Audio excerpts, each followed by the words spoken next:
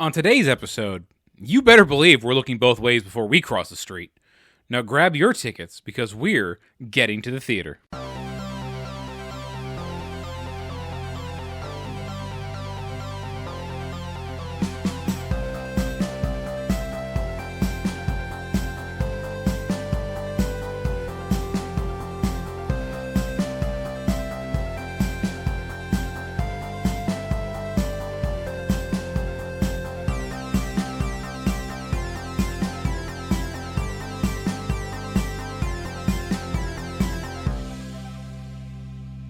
Hello, everybody. Welcome to Getting to the Theater. I'm Adam. I'm Erica. I'm Abby. I'm Jeremy. Go ahead, find your seats, because today we're talking about Last Night in Soho, a movie that none of us really saw coming based on any of the trailers, but it's a supernatural murder mystery from 2021.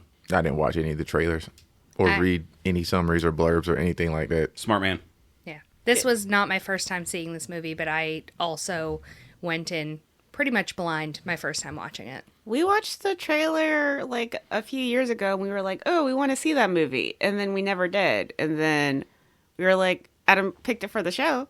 And we were like, oh, this is definitely one thing. And it was not that thing. We thought it was one thing? Yeah. Yeah.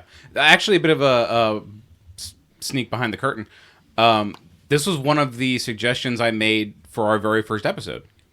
I pitched it to everyone. I was just like, hey, do you guys want to do maybe American Werewolf in London or Last Night in Soho? Sweet. And everyone voted for that, and we're doing this now. Just wanted to do something in London, huh? Apparently. Yeah. So this movie was directed by Edgar Wright, who a lot of people might know from is it the Cornetto trilogy? Yeah, the Three Flavors Cornetto trilogy. Yeah, so it's Shaun of the Dead, Hot Fuzz, and World's End? At World's End? I think it might be At World's End. Was that not Pirates of the Caribbean? There was also Pirates of the Caribbean, but I think it may have the same. I think it's The World's End. Jeremy is absolutely correct. The World's End. There you go. He also directed Scott Pilgrim versus the World. Hell yeah. Ant-Man? No, he was supposed to do Ant-Man, but he either dropped out or got fired. Okay. His very first film was A Fistful of Fingers, which is a Western revenge movie. You know, I also have a fistful of fingers. Is it bad that I had the exact same thought? He did a lot of like TV episodes, short videos. Baby Driver. Yep, he did Baby Driver. Is that the one with Ansel Elgort. Gotcha. Yep. John Barenthal, John Hamm. Mm-hmm. Law Johns. Yeah, Law Johns. Okay. He also did one of the shorts in the Grindhouse movie, the Quentin Tarantino, Steven Rodriguez collaboration. Mm-hmm. A whole bunch of weird shit, but he directed one of the fake trailers in that series. Yeah, this was his latest film, actually, from 4 years ago. Taking a little break? A little bit.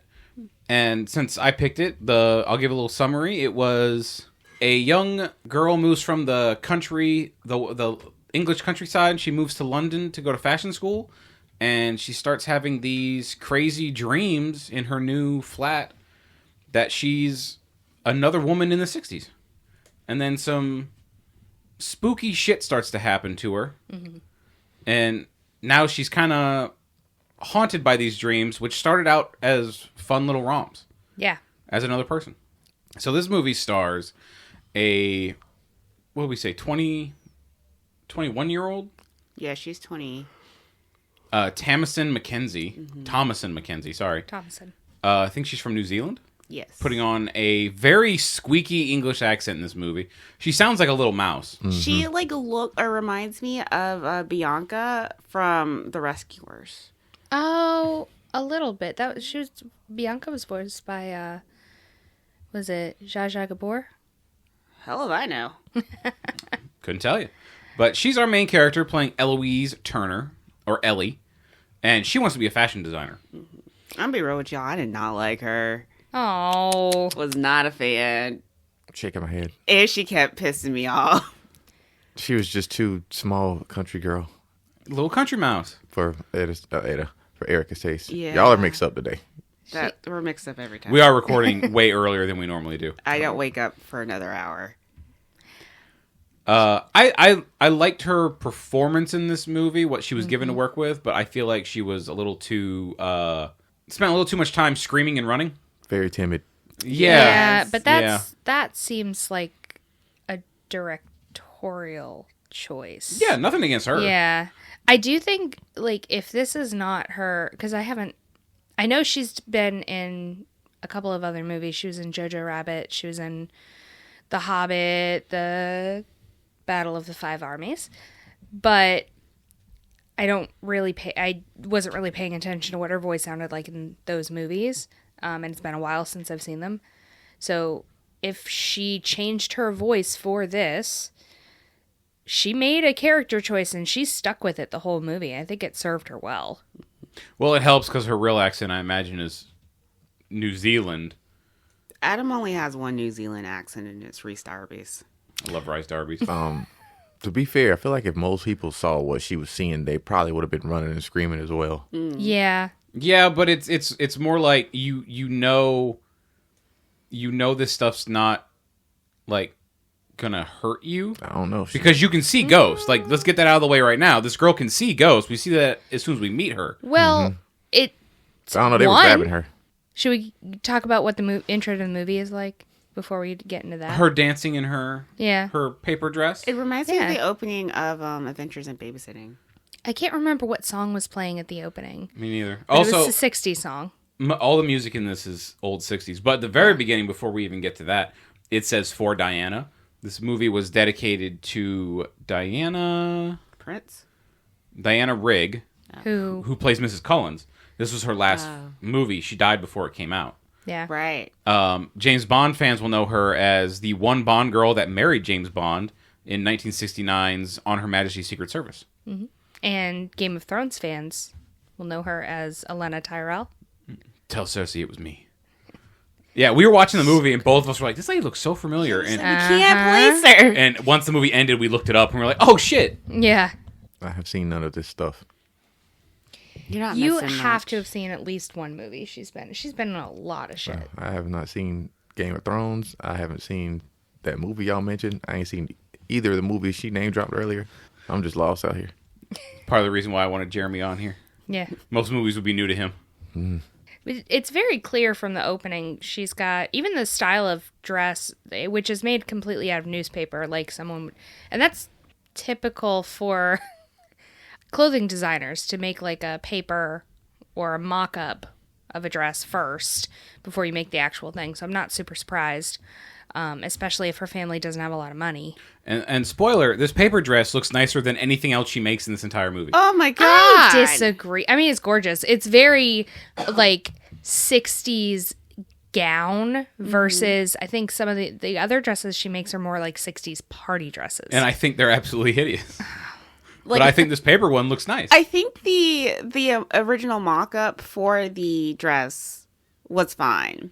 My mom has that exact dress in a different color. Oh, when she's first drawing it? Yeah. The pink and everything? Yeah. My mom has that exact dress in like 2 different colors. When it actually comes to the end of the movie and we're seeing the finished product, I was like, this is fucking trash. I said the same thing. So we can talk about it more when we get there, but there's a reason that it doesn't, like, it looks the way it does. Like trash? You know what else was weird? And we're jumping all the way to the end. The dresses at the end I thought looked terrible, but the weirder part for me was I think 2 out of her 3 models didn't have eyebrows. No. But that They look like Arnold Schwarzenegger from Terminator. that was a trend in that, like, in 2021, a lot of people were shaving off their eyebrows. Yeah, but it looks terrible. Yeah, but that was a thing. I think if they had had eyebrows, it would have, maybe helped their outfits a little bit. I don't know. Yeah. No eyebrows, just a weird look to me. Because that was also a time, Yes. back in 2021, people were also doing the tiny eyebrows and drawing the rest of the eyebrows. Ugh. Yeah. Yeah. What's Very the Tilda Swinton. what's the Super Saiyan level where you lose your eyebrows? Is it 3? Yeah. Yeah. It makes me think of that. It's like something is, their hair's bigger, but something is off. Why does he look like a caveman? He's got no eyebrows. Yep, that strong ass eyebrow ridge. Mm-hmm. Fucking powerful. So, yeah, we open up with Eloise dancing through her house. To 60s music. Everything in this movie is 60s music. I don't believe there's one modern song. But she sees her mother's reflection in the mirror, And immediately this movie tells you this girl can see ghosts. Mm-hmm. We're not trying to hide it. We're not acting like it's new to her.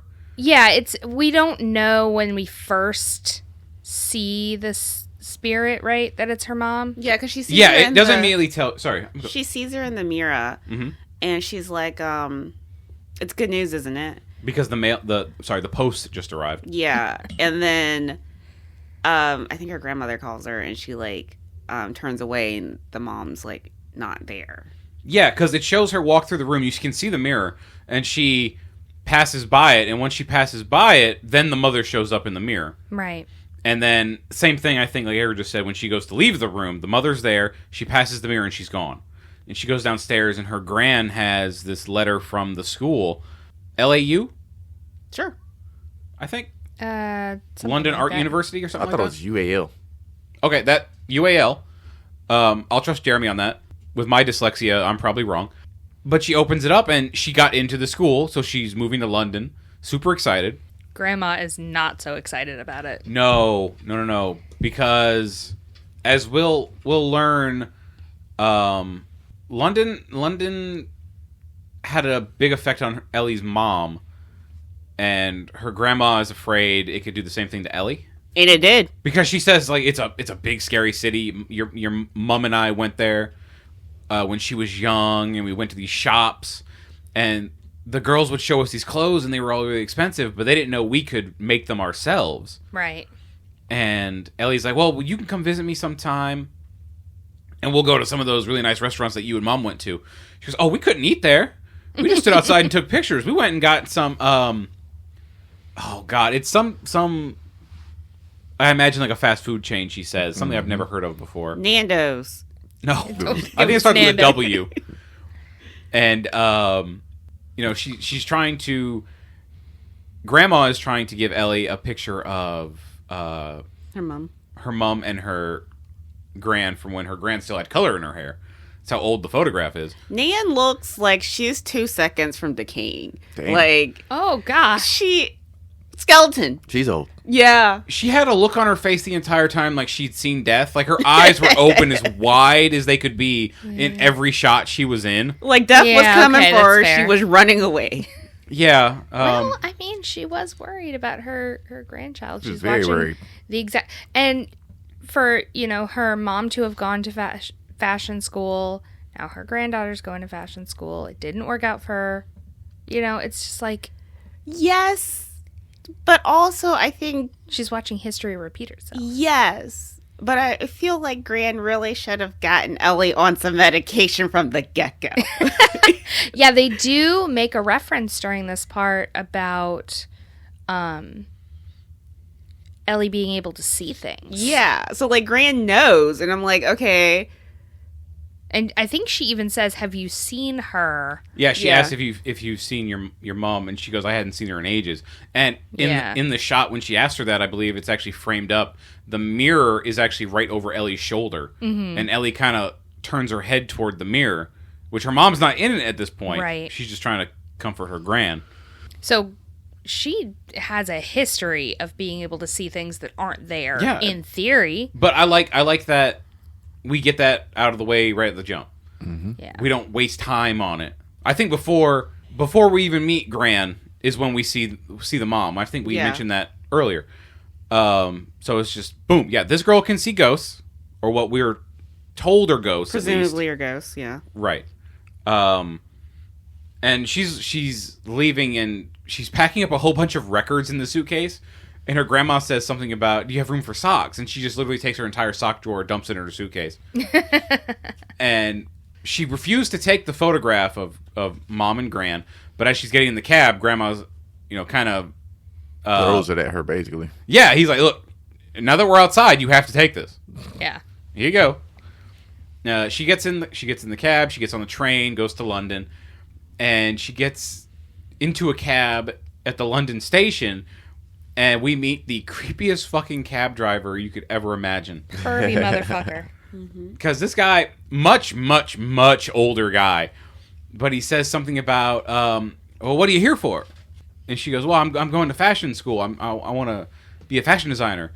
And she's staying at these dorms. And he goes, oh, you could be a model. You got the legs for it. And it's like, Yeah. But it was funny. They were driving through the streets of London. Yeah. I thought it would have been really funny if he had been like, oh, yeah, about 4 years ago, we had a werewolf bust out of that porno theater right there and kill a whole bunch of people on the street. Saw it with my own 2 eyes. God. Just a great callback to our first episode. Yeah. But he says something else about, all the girls that live there could be models. You might have found your first stalker. It's like, and she's like, can you let me out of this fucking car? Yeah. If you're living there with a bunch of girls, you'll find me on that street all the time. Like, yeah. Fuck off, man. Graham was right. Get the fuck out of London. Graham was right immediately.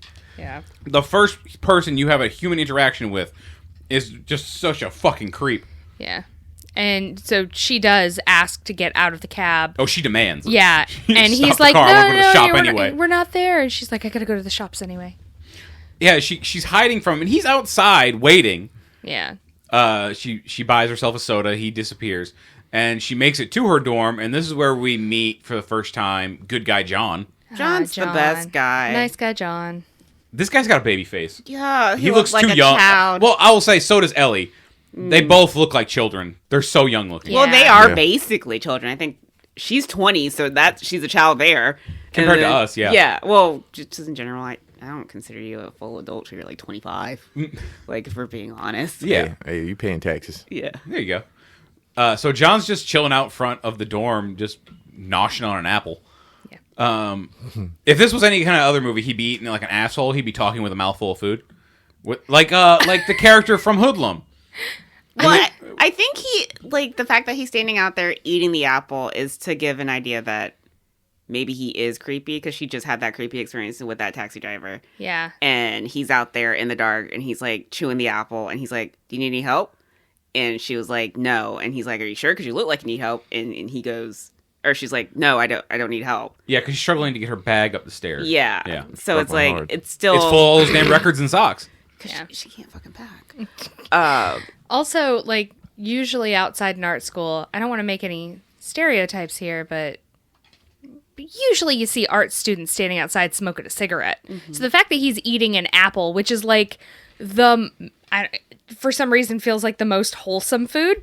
It's I don't know why. You know what they say, love? Apple a day keeps the doctor away. Yeah. Yeah, that's what I'm saying. Like, I feel like that was so intentionally done to just kind of make such a stark parallel between him and the... No, nice guys eat fruit. Yeah, nice guys guys don't eat smoke fruit. cigarettes and Yeah. curve on underage girls. John also looks like a sailor in a lot of shots because he's got that little beanie Oh, that he wears, yeah. and he wears it really high on his head, so it's barely covering anything. Yeah. And for a lot of scenes I saw him, I thought he's about to jump on a ship and go out into the harbor. But good guy John, played by... He kind of had a strong forehead, didn't he? Oh my God. If I recall, he hasn't done a lot. Michael, I apologize, I'm going to say this wrong. Ajao? A-J-A-O. Sure. Jow. Could be a Jao. So, I thought he was great. Yeah. I liked him. I think his character was a bit dumb, and we'll get to why later. Choices were made, not good ones. No. So she makes it up to her dorm, and she meets her roommate, Jocasta. who is insufferable. The worst character. Not the worst character. To be fair, no, not the worst character. The worst female character. Yeah, I'll give you that. You had to think about it. Yeah, I did. have to Yeah, think about it. she is, boy. So I recognized the name Jocasta just like having done stuff in theater, and I looked it up to make sure I did remember it. Jocasta in like Greek plays is the mother of Oedipus. I knew it sounded familiar. So a Jocasta complex is basically emotional incest, right? So the fact that Jocasta, they picked that name and she acts the way she does, just trying to suck all of the attention out of every single scene. It's very appropriate. I thought so. She also is trying to build up her reputation by only using her first name. She has her last name scratched out on the door, and she makes some example of, oh yeah, well, famous people go by just one name, and she uses one as an example, to which Ellie immediately is like, or uses that person's last name, and Jocasta's like, okay, that was a bad example. But they go in the room, and she lights up a cigarette, and she's like, do you mind if is it okay if I smoke? Oh yeah, go ahead. Jocasta says, oh yeah, I took the batteries out of the smoke detector anyway, so they won't know. And they're sitting there talking about how Ellie makes her own clothes, and she's from Cornwall. And Jocasta immediately is like, oh, I'm sorry. Oh no, Cornwall, just outside of London, and oh no, I know, I'm just sorry you're from there. Yeah. Oh, fucking asshole. I mean, to be fair, Absolute if I bitch. met someone from Ohio, I'd be like, oh. You know?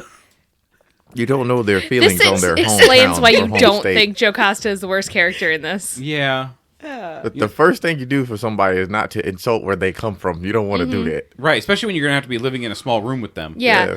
I had a absolute batshit crazy roommate my freshman year, and I never acted like this.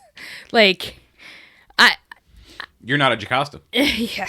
Well, thank you. You're an Abby. These damn Jocastas. Wow. I had no idea. Damn, these fucking Jocastas ruining this country. Or rather, that country. That country. Then we go into the other room, and we meet a bunch of other girls who we never get their names, but they're friends with Jocasta. And she uses the same line on them that she did on Ellie about her wardrobe is made by this particular fashion designer. Mm-hmm. And she says it's something before she moved somewhere and sold out. And she uses the exact same line on them. Mm-hmm. So she constantly wants attention. Mm-hmm. And We also find out her mom's dead when she has that first interaction with Ellie. Yeah. Jocasta is that when she points says out it? Yeah. that- oh, I'm sorry. Yeah. But she doesn't, neither one of them, when they first meet and talk about the fact that they both don't have, like, their moms are both dead, they don't say why. No, Jocasta mentions her mom died when she was 15, and Ellie says her mom died when she was 7. Yeah. And again, you can see Jocasta's bothered by it because She was younger. your mom died when you were younger. You're going to get more sympathy for that. I don't think she's bothered by it. I think she, like, recognizes, like, oh, here's something we could bond over. But it's also more of, like, I don't know if I want to. Like, you can tell, like, her mom's death really fucked her up. Which one are right? you talking about, Ellie or Jocasta? Jocasta. Uh-huh. Yeah. And I think she processed it not in a great way.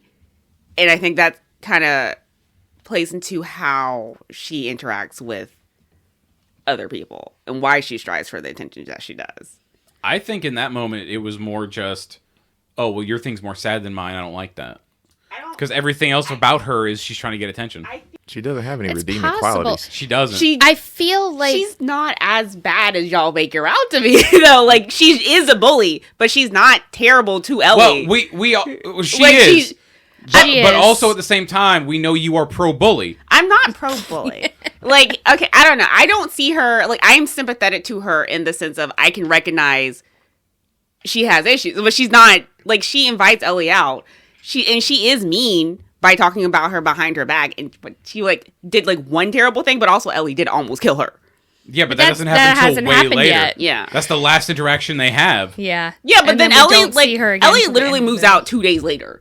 Like, Which was No, which she was, moved out before. She moved out that first night. yeah, so, like, the only interactions that she has with Ellie is in class. But I also agree with Ellie wanting to leave because Jocasta is a terrible roommate. Yeah. Absolutely. Although she didn't go through any other option of like trying to get moved out of that room and stay in the dorms. She immediately. Well, I think we're jumping ahead, but I agree that you could read Jocasta that way. Yeah.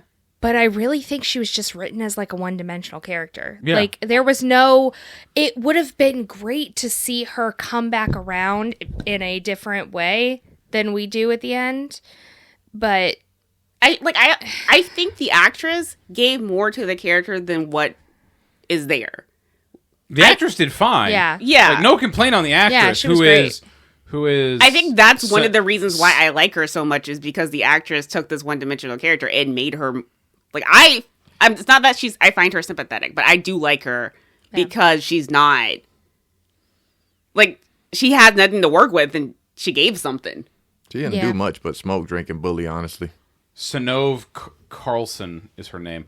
But yeah, that's kind of all she did. Everything she said to Ellie was kind of like a backhanded compliment. Yeah. That was the only reason she was there, was to make it seem like, people are awful. Yeah. She was just supposed to illustrate that London's terrible. Yeah. Ellie needed a reason to decide to leave, and It was Jocasta. and it was Jocasta. Right. So She had to be a certain level of awful. yeah. But she's not even that awful in this first scene. Not yet. Not even, like... But this is what, like, when they all gather in the, like, The common room area. No, before they even go out, when they gather in that common room area, this is where Jocasta takes it upon herself to tell the group of girls that Ellie has just met that they're both in the Dead Moms Club, not even knowing why Ellie's mom is dead. Mm-hmm. And then she goes on to like, yeah, leukemia it's terrible. And then one of the girls is like, how did your mom die? And that's where Ellie has to reveal, oh yeah, well, my mom killed herself. Well, here's the thing. I think we're taking away the agency that Ellie has, because Ellie could have been like, I don't want to talk about it. Yeah, that's true. Yeah. If you first walk into a room and that's the first thing somebody fucking asks you, or somebody says to you. But this is also our main character. We need to get to know her. Yeah. Like, oh, guys, this is Ellie. Her mom died. I'm pretty sure we knew her mom killed herself in the beginning with her grandma. I don't think this is the first instance we learned that. We didn't learn it until she met Jocasta. Yeah. Oh, this okay. is when it gets revealed that her mom committed suicide. Yeah. And then when she says that, all the other girls are like, "Oh, you're so brave." To which Jocasta has to jump in. "Oh yeah, I had an uncle killed himself. So I know what you're going through. I get it." And one of the other girls is like, "Oh, you're brave too." Yeah. And Jocasta's looking at Ellie like, they've also brought up like a couple of times that she made her own clothes. yeah. Yeah. Mm-hmm. Which definitely in a mean kind of way. Mm-hmm. Because she says it's another one of those backhanded compliments where it's like, "Oh, Ellie makes her own clothes. We should call her Brass Balls Ellie." Yeah. It's like one of those things where it's like, "Oh, you're so brave for wearing that." That's when she goes over to the fridge and opens it. Everything in the fridge has Jocasta's name on it. Yeah, it's like a communal room. Yeah, and it's mostly Chinese food containers.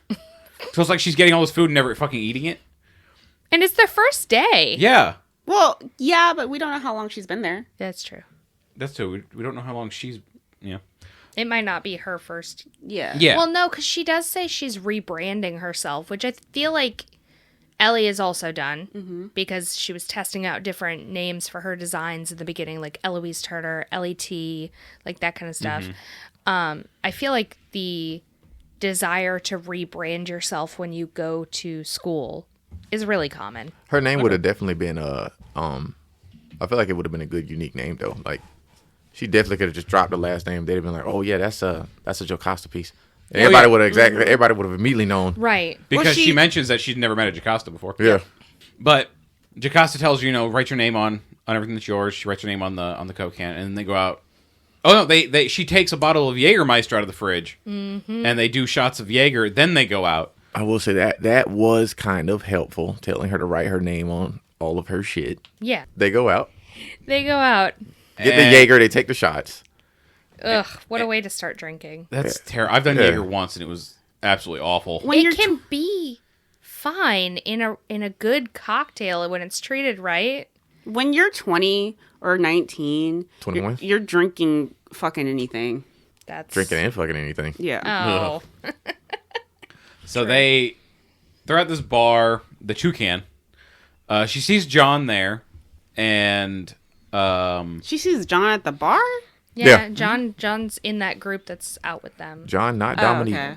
Oh, Because I thought she sees John at the party. isn't this where we get the other creepy guy that hits on Jocasta and says, "Oh, he has that really bad line." No.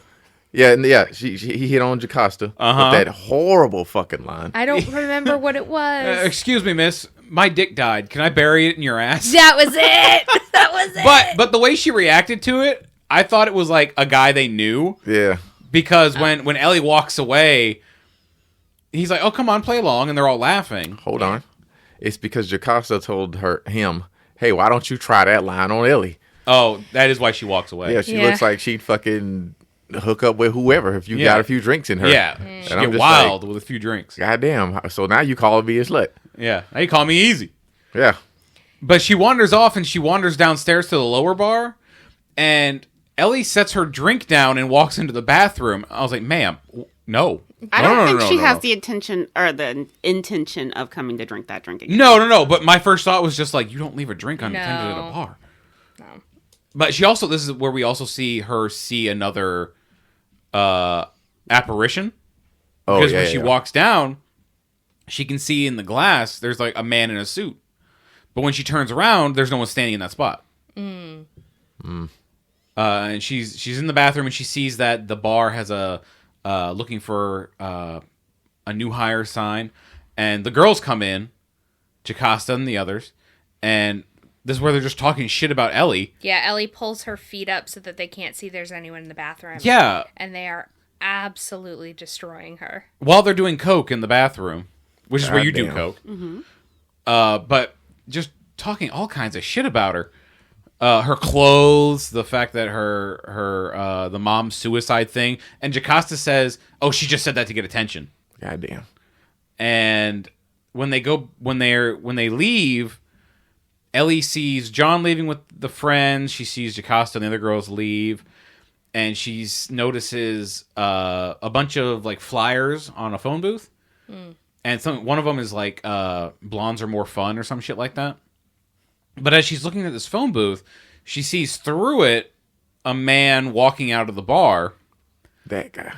And Terrence Stamp. But at first, it's a younger man. But then when she gets around the phone booth to actually see him clearly, it's Terrence Stamp, who is playing, we'll get it out of the way now, he's playing a character named Lindsay. Which we don't find out until Much. 3/4 of the, through the movie. Much Yeah. later.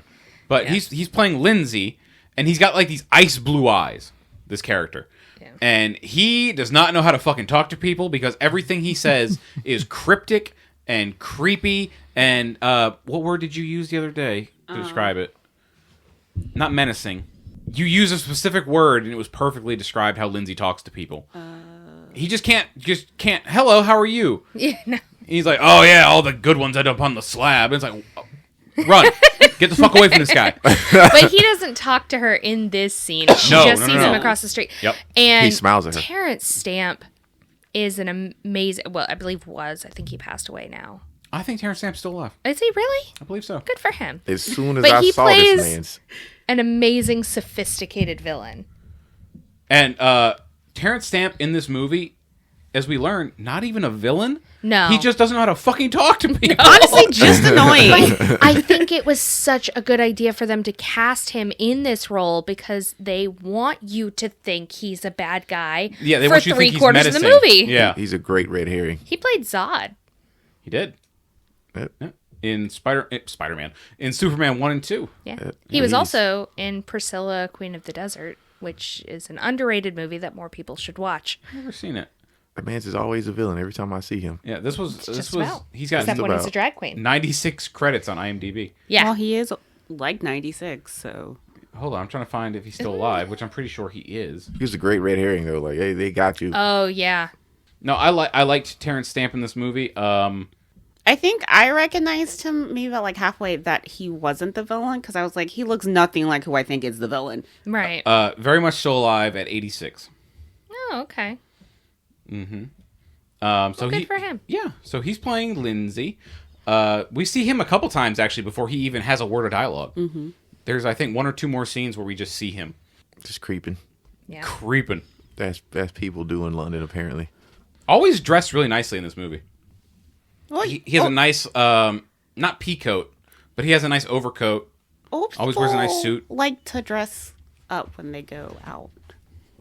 Mm-hmm. Like I know my grandparents, the dead ones, would always put on like pretty fashionable things, even if they were just going to the grocery store.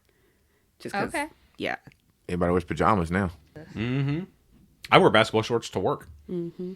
So she sees Lindsay leave. I believe in the credits he's just credited as silver-haired gentleman. Yeah.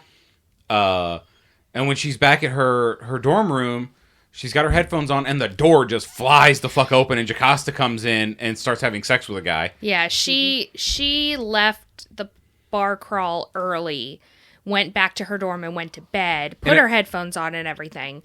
If I'm not mistaken, Jocasta left the bar with the guy that had the dead dick comment. Yeah, I think... Which is another reason why I think they knew him. Yeah. He wasn't just walking up to people saying that to strangers. Yeah. I don't know, so bro. Ellie gets... I mean, yeah, I don't know. A lot of characters in this movie are made to just be creeps. Yeah. Ellie gets sexiled from her dorm. Mm-hmm. Have you never heard that? I've never heard that term. Jocasta puts a sock on the door, and she tells Ellie, get the fuck out. But she goes down, and she's on the couch, and she's wrapped up in this big blanket like a caterpillar. And this dude just walks up and snatches her headphones off. He's like, what you listening to? And she looks at him and she goes, nothing now. Found a backbone. But he couldn't even hear her because he had the headphones on. And you listen to this grandma shit. And John comes to her defense.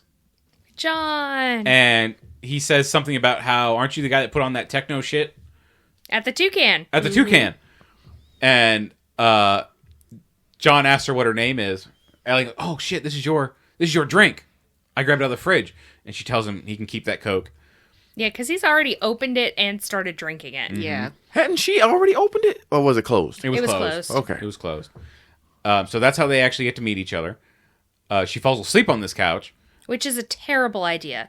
She is in the middle of a full-blown college dorm party. Mm-hmm. And she decides to curl up in the corner and go to sleep. That's a horrible idea. There's people fucking in the bedroom, so.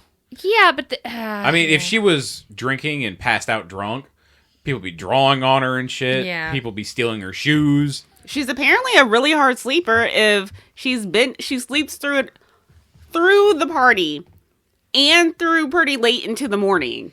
With music on. And everyone's left. Yeah, so she's a hard sleeper to begin with. Doesn't need the drugs. Also, I don't think she had shoes on. No, I was just cracking a joke, Yeah. making an example. If you fall asleep at a party, people are going to steal your shoes. But she wakes up late and she runs to class, and they're doing roll call, and one seat available next to John. Yep. Hell yeah. Like, I'm wondering if he saved her a seat. Like, Maybe. nice No, guy, John. I think it just ended up that way. Good guy, John. And she sits down, and Jocasta's sitting down at the other end with the other girl snickering at her. Yeah, she looks rough. I mean, she very clearly did not have time to get herself together. Her No. hair's like half curled, and it's And she makes a great first impression in front of all these other children. They call her name, Eloise Turner, and she goes, "It's Ellie." Oh, sorry, what was the question? And the lady in the front of the class is like, "Are you present?" Oh, yeah, I'm here. Yeah, sorry. I believe it immediately goes to her on the phone with her gran in the hallway after that.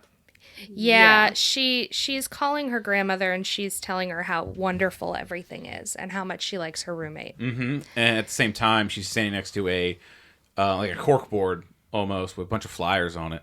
Yeah. And this one thing falls off for a room to rent on Googe Street? Googe Street. Something like that, number 8. And she calls them and says that she would like to look at the room. And she goes over and we meet Mrs. Cullens, played by Diana Rigg. Is it Cullens or is it Collins? Collins. I'm sorry, Collins. Collins. I keep saying it wrong. Okay. Yeah. I wanted to add something. Mm-hmm. She only stayed in that room one night. One night. So as Yeah. Erica kind of pointed out earlier, no backbone on that one. Like the next day, you couldn't have said to your roommate like, "Yo, we're not going to be doing that shit." I actually, correction to what you just said, she didn't even stay in the room. She slept in the couch. Oh, Yeah. that is true. Yeah. She had her stuff in that room for one night. But yeah, Yeah. it was one night. Didn't even have a discussion with your roommate. Hey, this is what we are not gonna fucking do. Right. Mm-hmm. Hey, no more of this bringing Yeah, it's guys like- home at all hours of the night. Just Right. through. Yeah, it's been one night. I get it. You want to have a good ass time. We ain't gonna be doing that shit all the time. Yeah. Also, you're definitely not about to be busted up in here having sex with just random ass people all the time. Like, honestly, she kind of just lets Jocasta bully her. Yeah, if she had, Like, because she doesn't say anything to her. but yeah, I mean, she was like a little country girl, so she probably, Doesn't like confrontation. yeah. Well, no she confrontation. was kind of a bitch to that one guy who took her headphones off. So it's like she has something in her. She was definitely not being a bitch to him. That man just walked up and snatched headphones off of her head And she to a made complete stranger. she She made a should've bopped him. quiet comment when he had headphones on. So She should have bopped his head. But Yeah, she that should have slapped the shit out of him. probably would even ruin the party if he would just punch him in the nose. But yeah, as we found out, she don't have no backbone. She's a little country not at girl. the beginning for sure. Erica does not like her. I don't. It's because she I has don't- no backbone. I don't respect people who can't stand up for themselves. I'm sorry. There are people like that, unfortunately. Yes, and I don't respect them. They probably haven't had to deal with stuff like that. So No, they she's just, used to talking to dead people who don't talk back, apparently. yeah, Because her mother never says anything, and any times we see her. No. they just don't know how to deal with conflict. They're not fighters. Yeah, I don't respect them. Those people just exist. Mm-hmm. So we meet Miss Collins, and she's going over the rules of the house with Ellie, the expectations, and like even makes the comment that she expects, I think it was the first 2 months and the last 2 as a deposit. Which is insane. No. Yeah, Which because people have run out on her in the middle of the night. I fucking wonder why. She expects 2 months rent and 2 months deposit. Yes. Yeah. It's crazy. Oh, she also says no men after 8 Yep. p.m. Don't do laundry at night because it rattles right through her room. Yeah. To which Ellie says, "Oh, I don't do laundry." Miss Collins is like, "Excuse me." Oh no, I'm clean. I make my own clothes pretty much. But she should also be washing those Yeah, clothes. she should be washing. She this should one. be, of I course. think she mentioned she does laundry during the day. Yeah.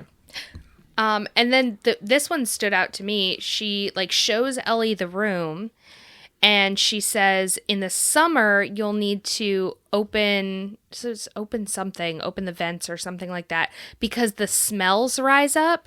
I think she said keep the plugs in.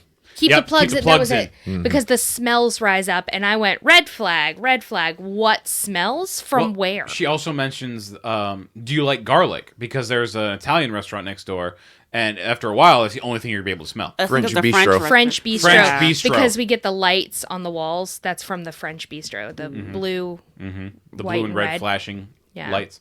And that made me think of, I don't know if any of you guys have ever watched Seinfeld.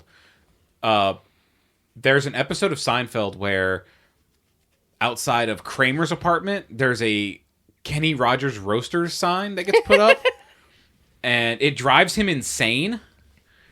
But the way he goes insane is he becomes normal. And he and Jerry swap apartments. I don't remember why. And Jerry starts acting like Kramer, and Kramer starts acting like Jerry. Oh. I haven't seen Okay. that one. I've never seen Seinfeld. Yeah, so. you're not missing anything. But it's something to do with a Kenny Rogers roaster sign. And every time we're in this apartment and I see this flashing light, that's what I thought of throughout the entire movie. It reminded me of and Just for the Summer by Abby Jimenez.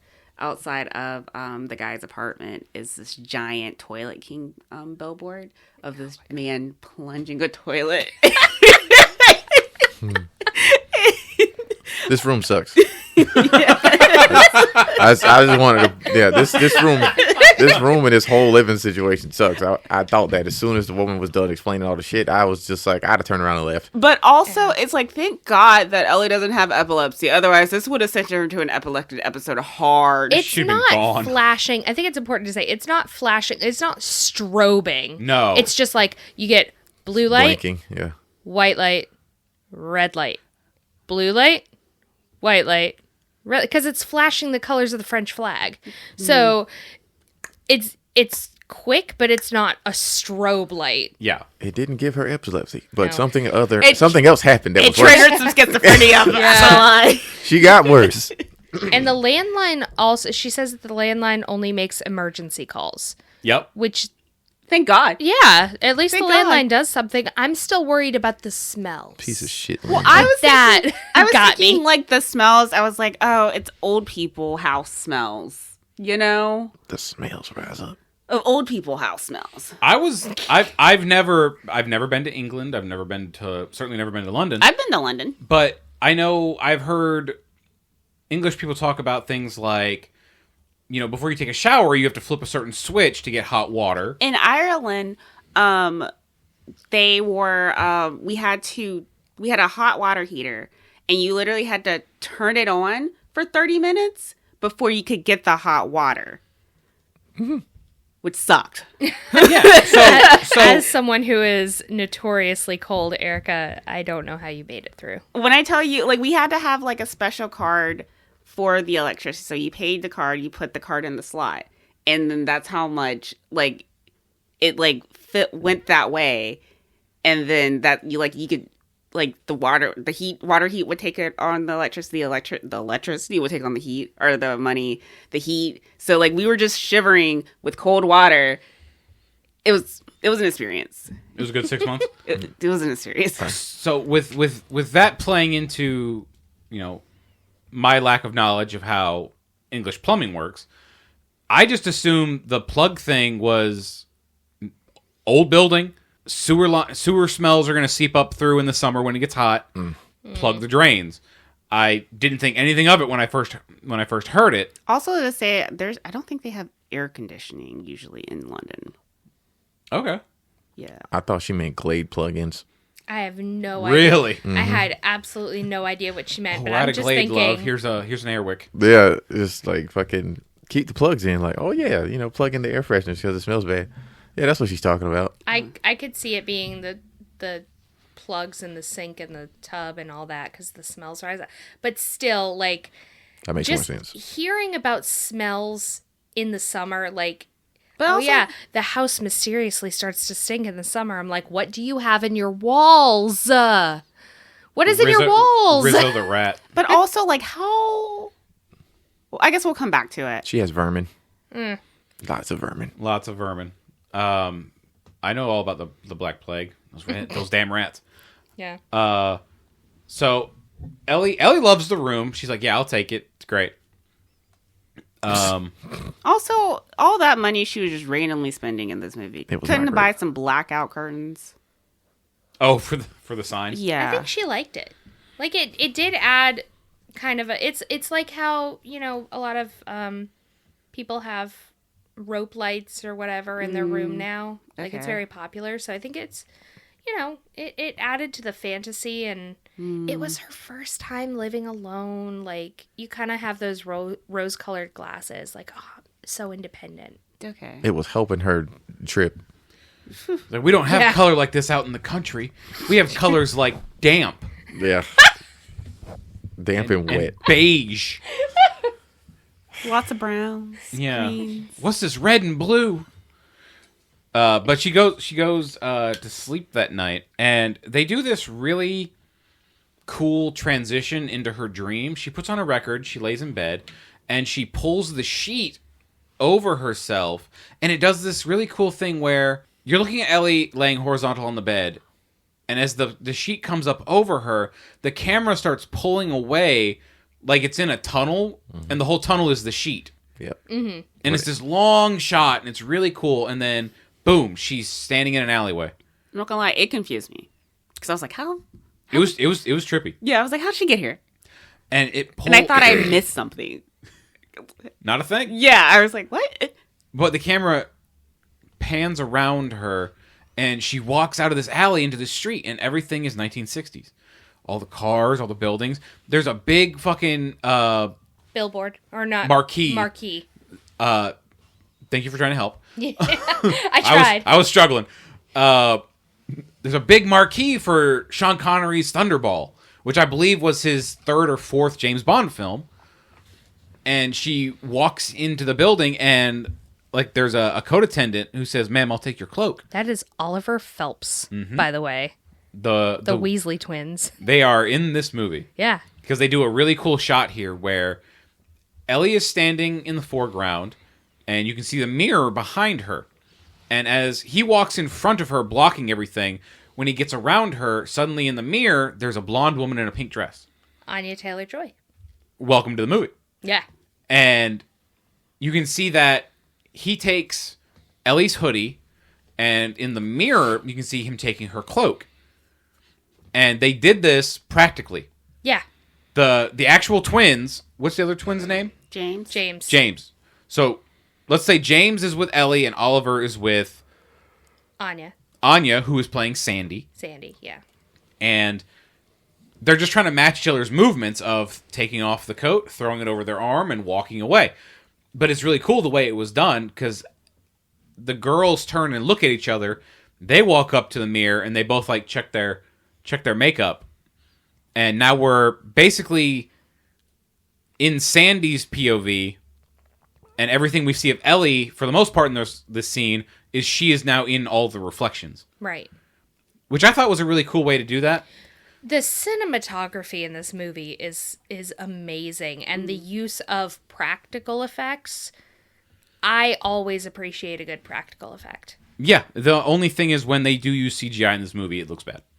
Yeah. There's a few shots that I think look terrible. Yeah.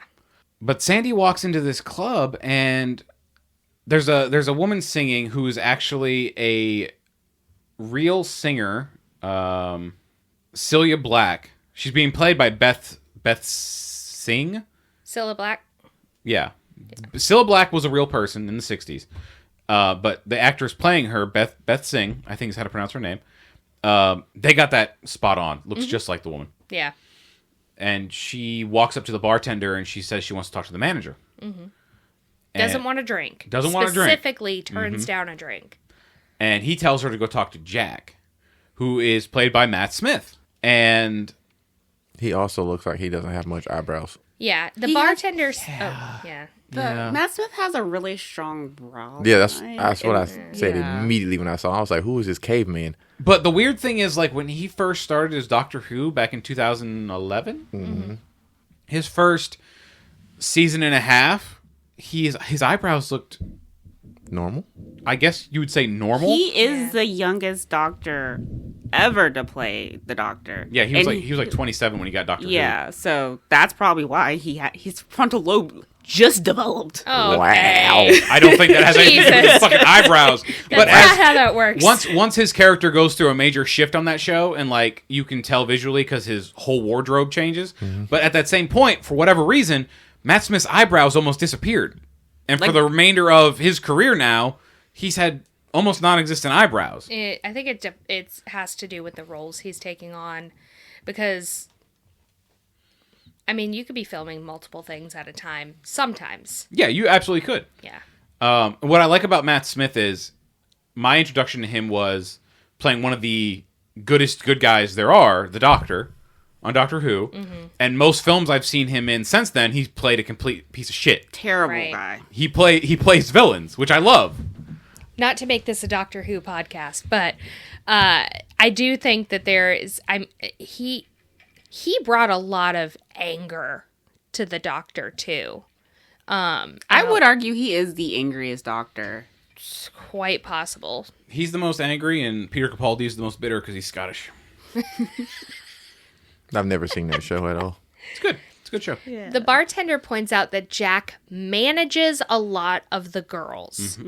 And if you look around, like in this particular nightclub, it's really just Cilla Black there at that moment. So the fact that, okay, so now Sandy's looking at him like he is exactly who she needs. Oh, a manager. Perfect. A nice guy. Talking to Cilla Black. Like, Also, she tells him she wants to be the next Cilla Black. yeah. He goes, well, she started off as a coat check girl.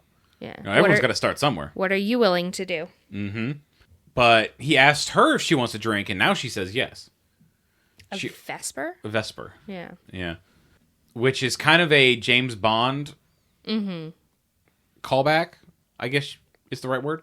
Does he drink a lot of... Well, in Casino Royale, Bond, I believe his base drink, his martini shaken not stirred, is a Vesper. And the woman he falls in love with in that movie is named Vesper, Okay. played by Eva Green.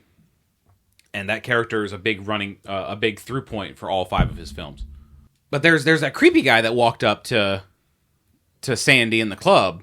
Yeah, wanting to dance. Oh, we forgot about that guy. Yeah, and she's like, "No, I don't want to dance. I'm here to talk to the manager." He goes, "Well, I am the manager." She's like, "I doubt that." But he pops up again after they go out on the dance floor, her and Jack, and she's showing Jack she can dance. He and they're pops up dancing again. to a jazz version of Wade in the Water. Well, the thing I noticed about this scene is Jack is smoking a cigarette, and he just flicks it into a crowd of people. It's the 60s. We're wild down here. Catch. I was dancing too during this scene. Oh my god. I was like, oh, my man's just got a drink in one hand, a smoke in the other hand. He's just out there doing the least. And Sandy is doing the most. Yeah, she's doing the She most. can dance. For me, it was really funny because they were like, well, you can sing. Oh, wait, no. That's a different one. But that's a different scene. Yeah. Yeah, that's later. Because I was like, no, I guess she can't dance. He was doing the fucking least. He's just fucking... He's swaying. I was like, well, he does have a drink in one hand and smoke. He can't be waving his arms like he's crazy. He's going to throw his drink out. No, but instead of throwing that drink out, he throws that lit Yeah, cigarette he out. throws a cigarette out instead. That whole club should have gone up in flames. I don't need this. Somebody will catch it and smoke it. But the creepy guy does come back, and Matt Smith is like, her dance card is full. Which, okay, wait, I want to talk about this dance scene because we can't gloss over the effect that they did. They kept swapping out Sandy and Ellie, and I've seen a pullback of the filming of this scene. It is amazing choreography because it has to do with the camera rotating around Matt Smith. I don't know why I did that. Nope.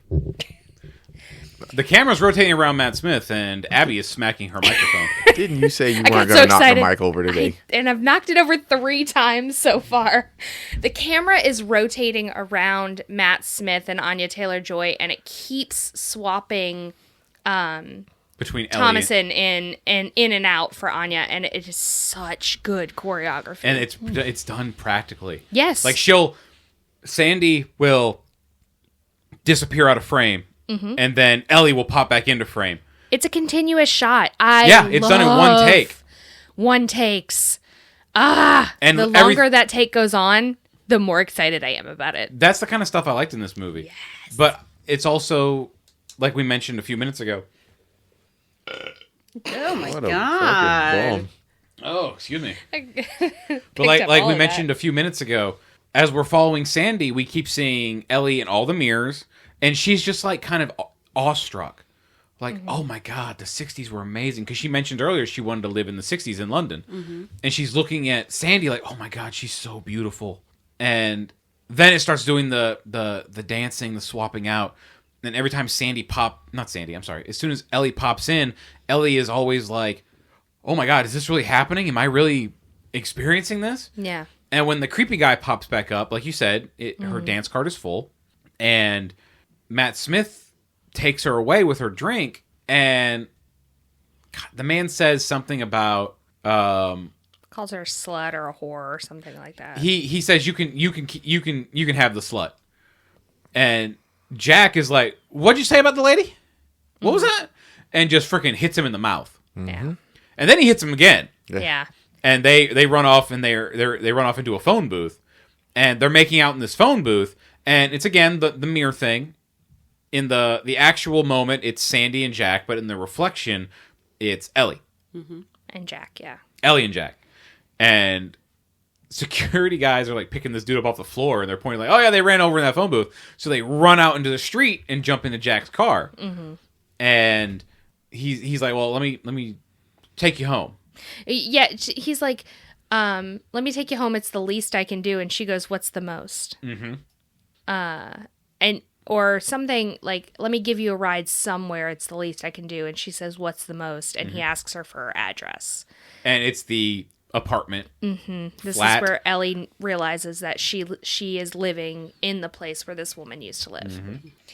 It's also, I think, important to note that when they stop, Jack asks her, are you willing to work your way up through smaller clubs? Are you willing to do what it takes to be famous? Because he's like, I can get you in at a different club. Yeah, I can't get you into, I can't remember what Cafe that. de Paris? Yeah. Something like that? Yeah, you can't start at Cafe de Paris, but you can start somewhere else, and if you're willing to do the work. And he puts that choice entirely on Sandy, and basically is removing himself from any responsibility of what's going to happen next, which we don't know as the audience yet, but it's the 60s. He was only just being really vague about what the fuck she was going to be doing. That's all. So if you do some work, I'm not going to say what that work you is. show up the next day, hey, can you sell these drugs? Like, what? It's like, I said, do some work. Like, what? Oh, no. Yeah. When they get back to Sandy's place and he drops her off. Sandy goes upstairs, and the apartment looks almost the exact same as it does with Ellie living there, except for Sandy's got her Picture. picture on the mirror, and she has a little like sailor ballerina figurine. Mm-hmm. And she washes off all of her makeup and everything, puts her hair down, and she crawls into bed. And Sandy, I'm so sorry. Ellie is standing over her by the bed, and she reaches out, and she touches Sandy's shoulder, and she wakes up. Yeah, Ellie wakes up. Oh, did I say Sandy again? No, I was just saying, like, for clarification. Oh, yes. Yeah. Ellie touches Sandy's shoulder, and then Ellie wakes up, and we're back in the real world. Mm-hmm. Also, good on that French restaurant for still being operational in 2021. Yeah, because Yeah, we good- did see the flashing lights Yeah. in the 60s. That place has been around for a long It's like, time. good job. They're killing Survived COVID. Has COVID happened yet? This in movie was filmed during COVID. A lot of the street scenes where the streets are completely empty, they were empty because they were in lockdown. Yeah.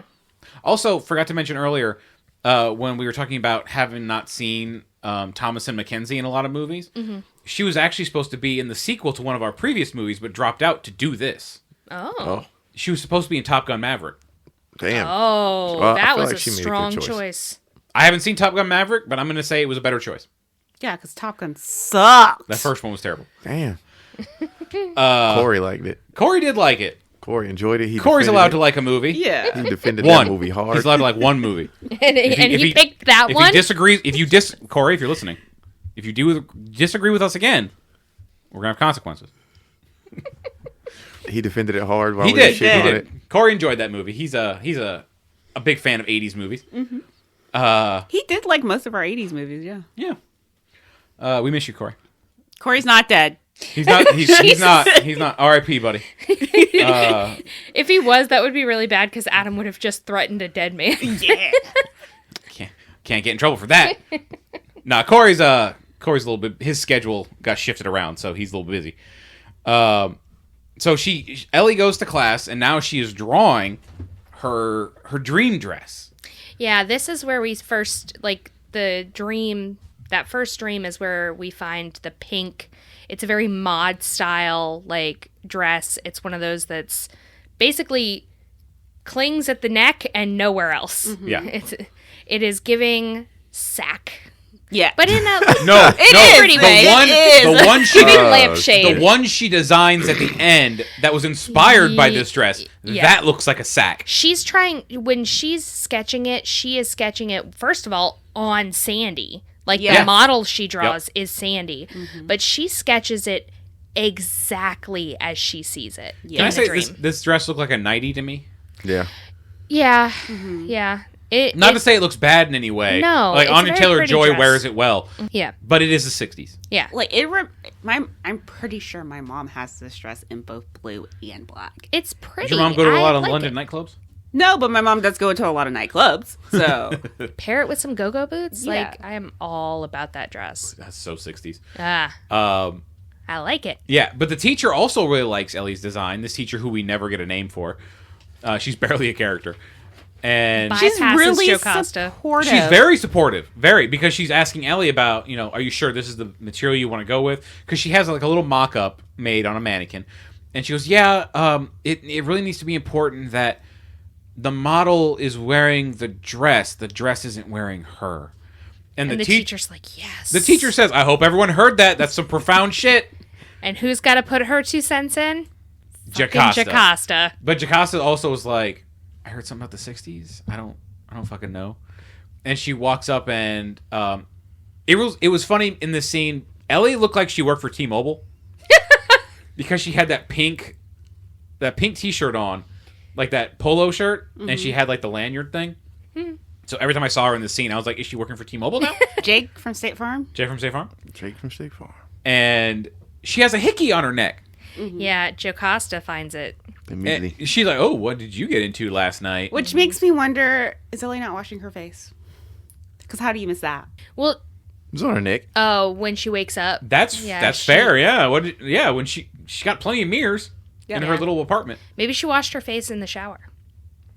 Maybe she just didn't look I'm at not her saying neck. that's the right way to do Yeah, it things was like- because you need to moisturize, but like, it And brush would your teeth? then Or maybe she already noticed it, and this was just us. This was just for the audience. okay. It was on the side. No, I think this is the first time she's aware that there's a hickey. Help me out here, And Abby. I got nothing for you, man. And she pulls her How the hell hair did she get that? to try and Ghost hide hickey. it. Yeah. Yeah, ghost hickey. So we've established that these ghosts can cause harm, so she had a good reason to be hauling ass and screaming. True. I don't know. Has a hickey ever hurt anyone? Maybe. It's embarrassing.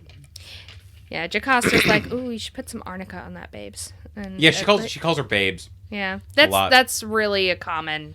I think that's a common thing in The ghosts can do London. things to you, so you should be running from I saw Scary Movie too. And who else is in her class, guys? John. Nice guy John. Stalker John. Not Dominique. Yeah, we were talking before recording that Jeremy thought his name was Dominique. I just decided his name was Dominique. I didn't even think it was. Like, when you first see him, I was like, oh, look at Dominique standing here on the side of the street. Before the 2 scenes before we got his name. Yeah, before you get his name, I just named him. Yeah. Then Dominique. John Dominique. I just kept calling him Dominique the whole movie. But he's such a nice guy. He asks her out. He's too nice. Too nice. Is this where he asked her out? He asks her if she has plans, and she's like, you know what, I do. And her plans are to go to bed. You're totally right. Yeah. Yep. She brushes him off for a dream date. Yeah. And you know what? For some reason, he still keeps trying. Hey. To his detriment. Yes. To his detriment. Yeah. Oh, this was also when they were outside. Mm-hmm. He buys her another coat, and he wrote had to sorry replace on it. And he's like, it's the least I could do. And she goes, what's the most you could do? Yeah, to quote, No wonder he kept fucking trying. Yeah. she's finding her confidence But- through Sandy. He was like, John, oh, shit. John's kind of like, what was that now? Come again? I'll buy you another Coke. I'll buy you a whole 12-pack. God damn. But yeah, she goes back for the dream. Did Coke sponsor this? Definitely not. No. Just happens. Well, they had to have had some sponsorship in it. And product placement. Yeah. Because it was overt. Yeah. Like every time you see the Coke can, the Coke label is like right smacking you in the face. Hey, do you see this as Coke? He might as well had said, enjoy Coca-Cola. He might as well looked at the can right dead in the camera. Ellie, I brought you a delicious can of Coca-Cola. It's this the the least Truman I Show? can do. The Yeah. least Yeah. I can do from Coca-Cola. Coke. What's the most? Get that fucking Pepsi out of here. But she goes into her next dream. I feel like Jägermeister also sponsored this because Yeah, there was that that, was also- clear shot. Right smack dab center frame. Yeah. Not that you even need a clear 'cause shot. thinking about it, even at the bar, they didn't really hone in on any other alcohol or beer. Like the one. There's one. Budweiser. You wouldn't catch a Budweiser. Near the end, when she goes into the bar to talk to Lindsay, there's a sign on the wall of a man with a beer and being chased by a bear. Oh yeah. And it says something about, I'm trying to run, I gotta protect my Guinness. Something like that. There's so many Something Dickens like that. ads. I remember that. Not as good as the advertising in American Werewolf in London, where we have full-on porn ads in the subway. Sorry, the underground. And big fat Wendy's signs everywhere. Yeah. But in this next dream, Jack shows up to Sandy's place late. And he takes her for an audition. At the Rialto. Rialto. And she says, but it's closed. He says, not for you. Opens the door, and she's like, Jack, what are we doing here? It's really dark and creepy, and you don't know this man. I would not be going in this building. And this guy stands up and goes, you're here for an audition. And this was something that Erica looked up while we were watching it, because I said out loud, is Anya Taylor-Joy really singing here? And she is. Yeah. What was the song she was singing? Downtown. Downtown. That was it. And I thought she did really well. Mm-hmm. And of course, this could be done in post-production to make it sound better. But apparently she sang a cappella for this movie, and I think she sounds great. Nah, man, that was Yeah. her real, actual fucking audition for the movie. That'd be fun. They just kept it. But she's wearing this black dress here, and it was kind of weird. I assume just because it's 60s. But the way this dress is fitting her body and the way she's holding her hands, she looks like she's trying to hide a baby bump. like a pregnancy belly, and Yeah. I don't know why I thought that. But as she's singing this song, Ellie is in the crowd, not crowd, but Ellie's out in the seats, and she's just like, "Oh my god, she can sing too." She Like, I really saw is her gonna- dance. She's gonna be the next Cilla Black. And she's wearing black, And she's sandy black. She's like, there's nothing that this woman can't do. She can sing, she can dance. But they wander out into the street, and she's like, "Oh, that was amazing." And Jack tells her, "Well, it's no Café de Paris, but you know, it's something." Yeah. And we see there's a big, like, ornate letter R in the brick above the door Yeah. to the establishment, and she says something about, "You think I should pick a stage name?" And he says, "What's your real name?" She goes, "Alexandra." He goes, "Nah, pick with Sandy. It suits you." Yeah. She's like, I think I need some new clothes." This is also where Sandy asks Jack to be her manager. Well, she says the clothing line about she needs some new clothes, and Jack says, "Is there anything else you need?" She goes, "I need a manager." Mm-hmm. You think you could find one of those for me? He goes, "Oh, I could manage you." I'm with you till the end is Well, that- specifically what he says. Well, that's what he says when they're boinking back in her room. Because she's also wearing a white leather jacket in this scene. Like a trench coat. It's like a white, it's long. It's not long, but it's like down to her knees. It's Yeah. really cute. Kind of like Lindsay's coat that he wears in the pub, that brown jacket he wears. Yeah. It's like an overlong pea coat almost. Like mine. Yeah, kind of like yours. And they're back at Sandy's place. They're having sex, and he has the line. He's with her to the end. I'd like to add that it goes without saying, but you probably shouldn't be boinking your manager. No. As a general rule of thumb for life, actually. Yeah, it's not good. Don't boink your manager, guys. Don't shit where you eat. Matt Smith is so fucking smooth at the beginning of this. Like, just, He's putting on a real thick accent in this movie. I don't know if it's his real voice or I not. think that's his Oh, he voice. played her good. Oh, Not for the sure. accent, but Yeah, but the way he plays her, yeah. Yeah. He definitely good. plays her. I believe this is where, when Ellie wakes up, she goes and gets her hair done. She dyes her hair blonde. And it is not a good look. I didn't mind it. She is too pale for that color blonde. It was a bit too blonde. It for was her. not good. was Now she really looked like a little field mouse. It was not, like, the moment she did it, I was like, that was a mistake. That was a mistake. Like, it looked real bad. Yeah, she's trying to look like turning Sandy. into Yeah. Sandy. Yeah, is this also where she finds she goes to the secondhand shop to shop for vintage clothes? Well, first she goes to class and she's working on her dress. Yeah. Now she actually has the flowing pink material. When we first saw it, it was just like a generic white cloth. Then she goes to the shop to get a white leather jacket. And she manages to find one, and I'm wondering if it's the same jacket.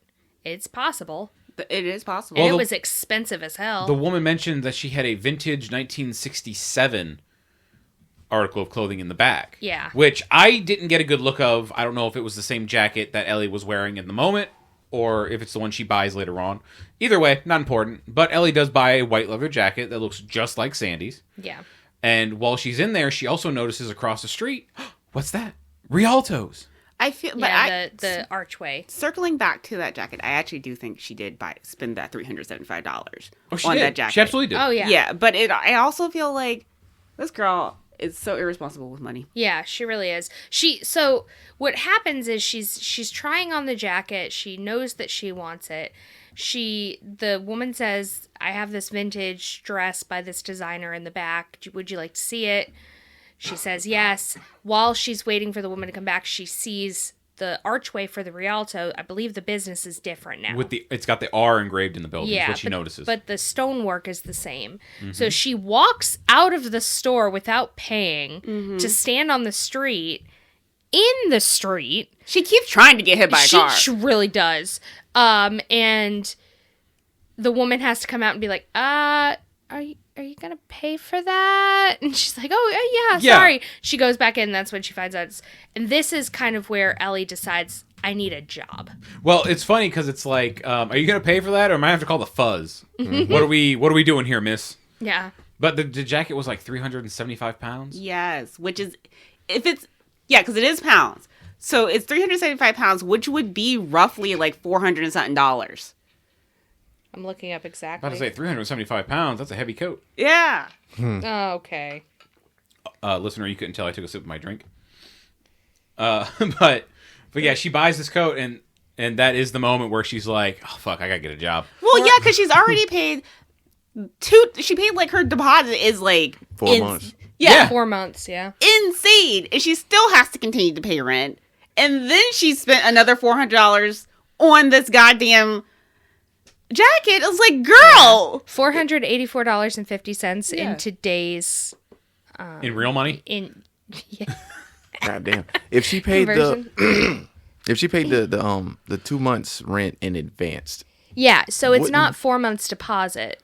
It's 2 months for the deposit, and then your first 2 months in advance. Yeah, first. So she did. I think she okay. did pay 4 months worth of fucking. yeah. I Upfront. assumed Yeah. it was 4 months up front, But but she only gets 2 of it back. Right. okay, because I thought she paid it, and then she still has to She ain't continue getting to any pay. of it back, yeah, like once she paid the first 2 months up front, didn't she get to go those 2 months without paying?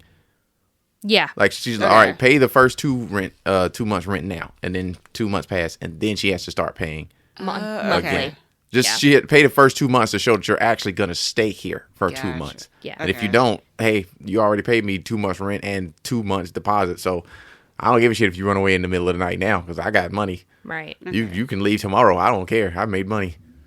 Yeah, that makes sense. Yeah. Mrs. Collins knows what she's doing, Oh boy, does she? Yeah, and worldly.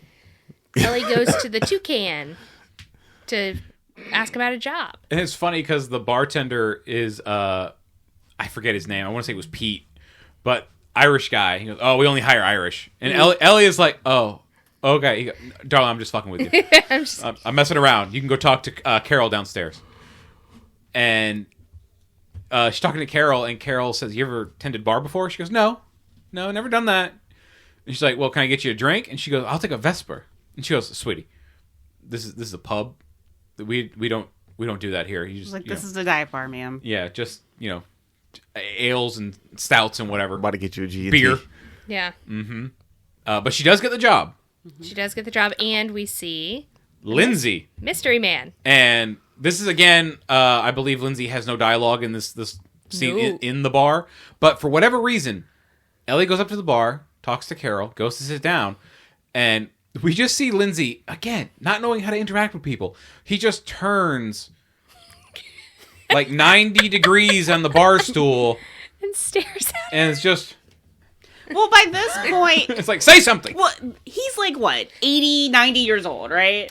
Yeah, Terrence Stamp here he's got to be in his early 80s. Yeah. Octogenarian. He sees a young girl, blonde hair, the exact same style as another girl he knows, presumably. He's probably like, I have seen a ghost. Okay, that's fair. Like, love, you're not the only one seeing ghosts. I'm seeing one right now.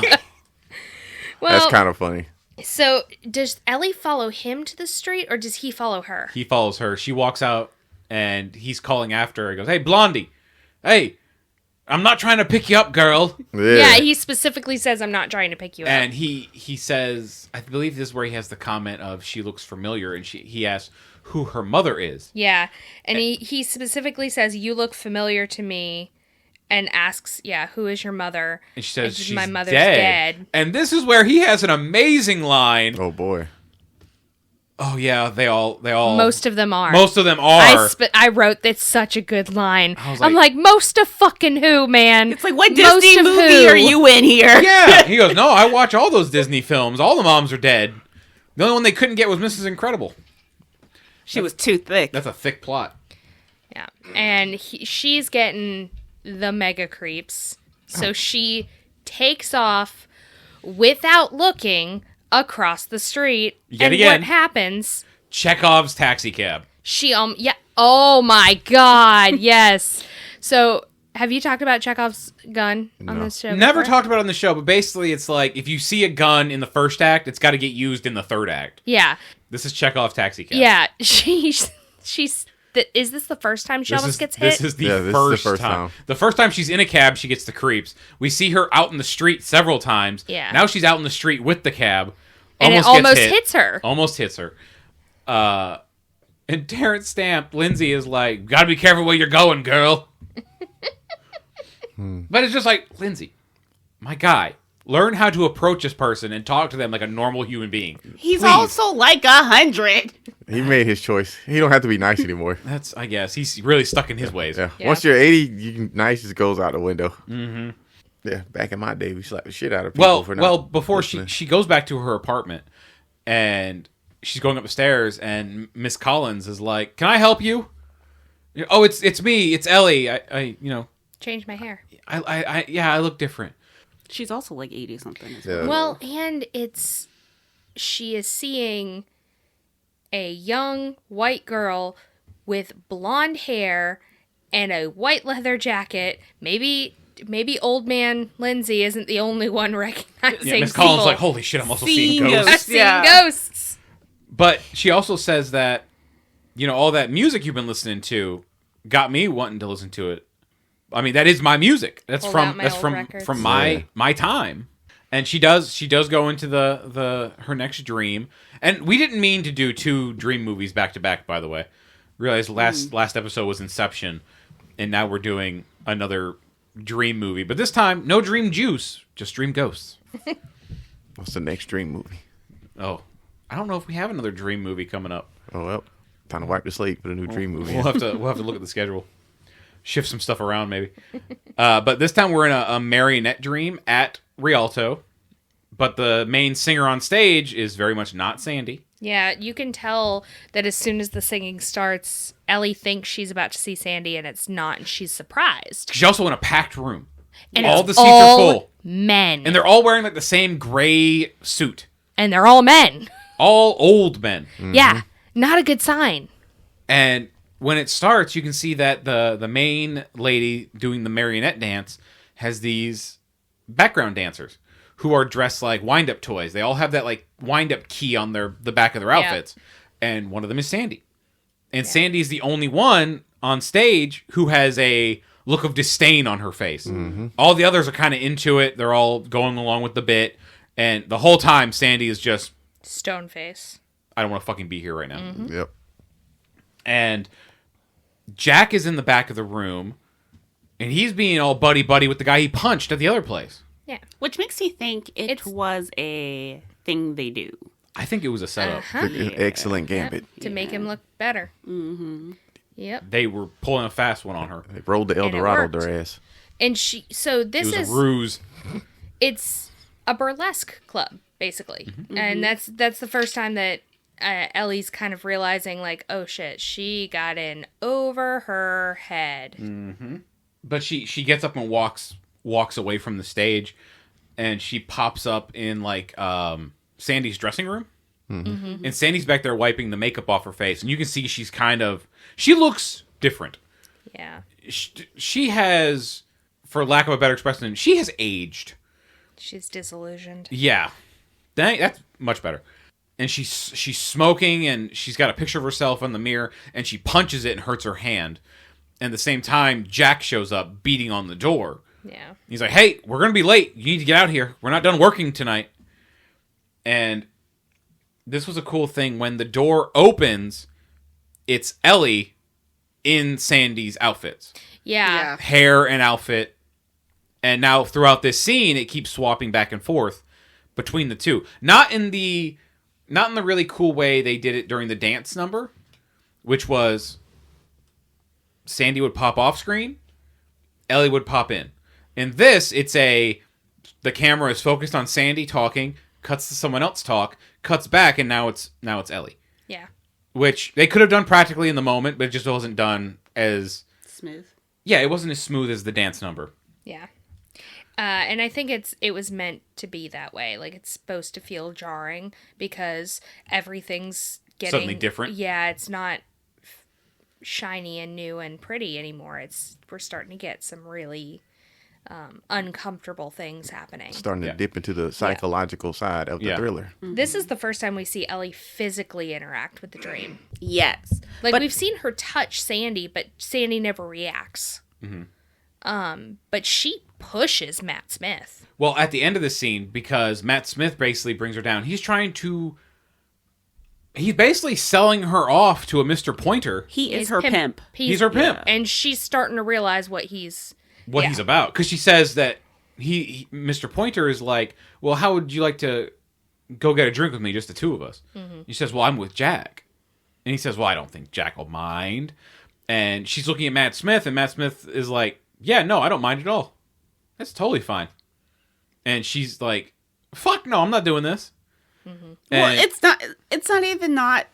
not that she says fuck no. It's like she is so disappointed that he doesn't say no. Well, yeah, that's also definitely part of it. But then I feel like we're also still taking out the slight agency that Sandy has in this. Because at this point, we don't know what Jack isn't doing. You know, like, we don't know that he's like that. I mean, he's terrible, yes. Yeah. But we don't know how bad he gets yet. So she still could have been like, no, I'm not going with you.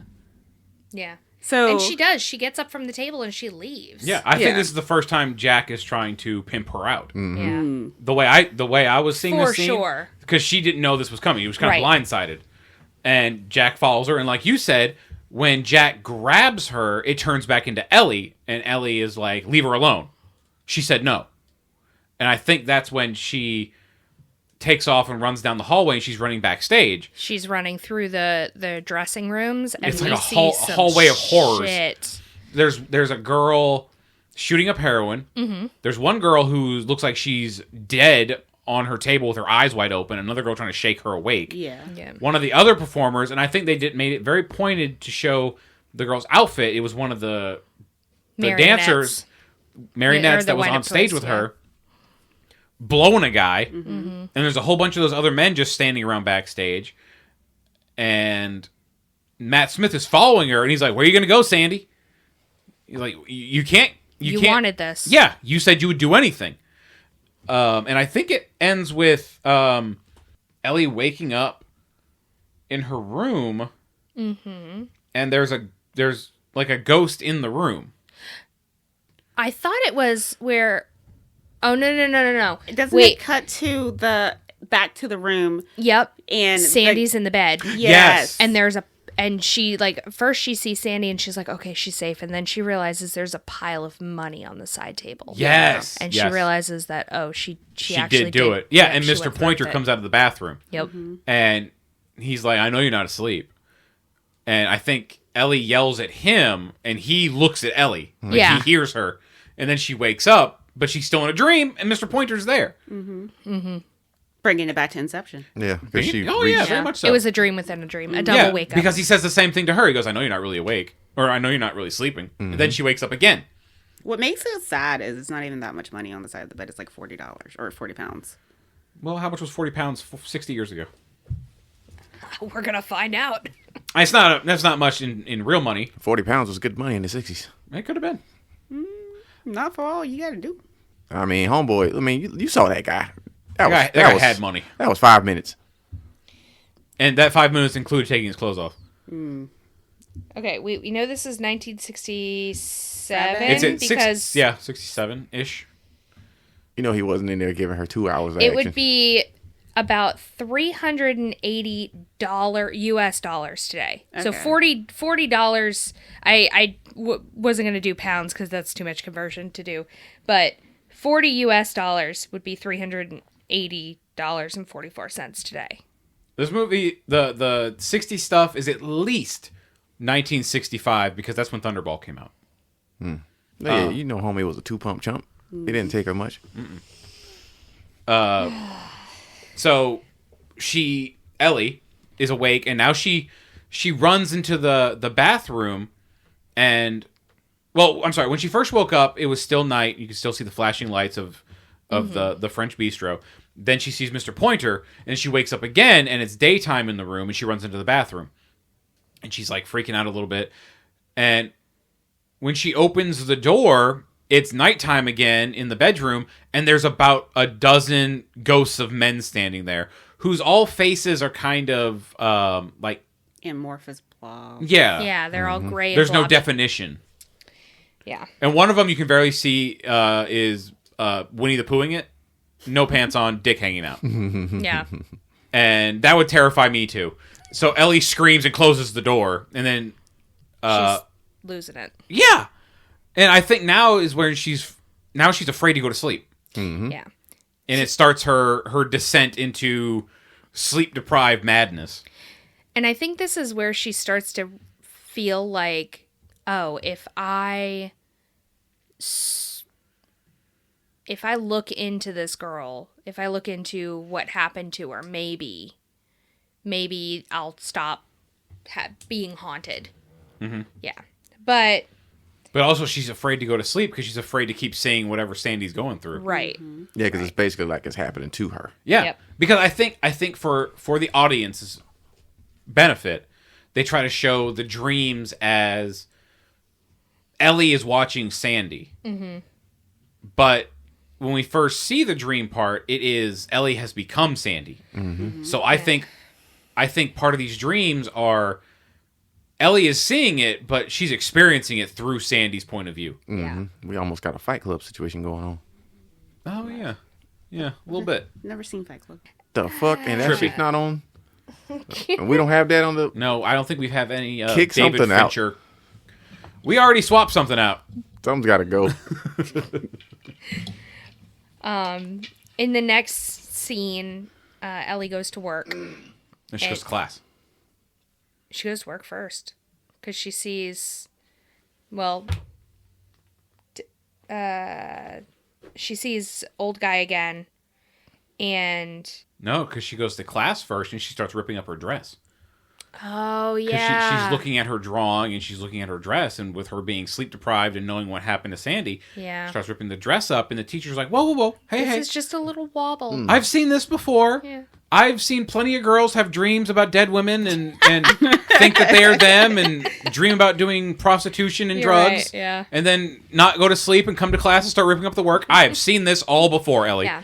Don't worry about it. It's like, you are not the first. So one of the things the teacher had pointed out earlier is that Ellie is insisting on using vintage fabric, and she's like, "You're gonna have a hard time with it." And of course, Ellie is having a hard time with it. It's the first time she's worked with fabric like that, but she's so insisting on wanting the dress to be exactly what she saw in the dream.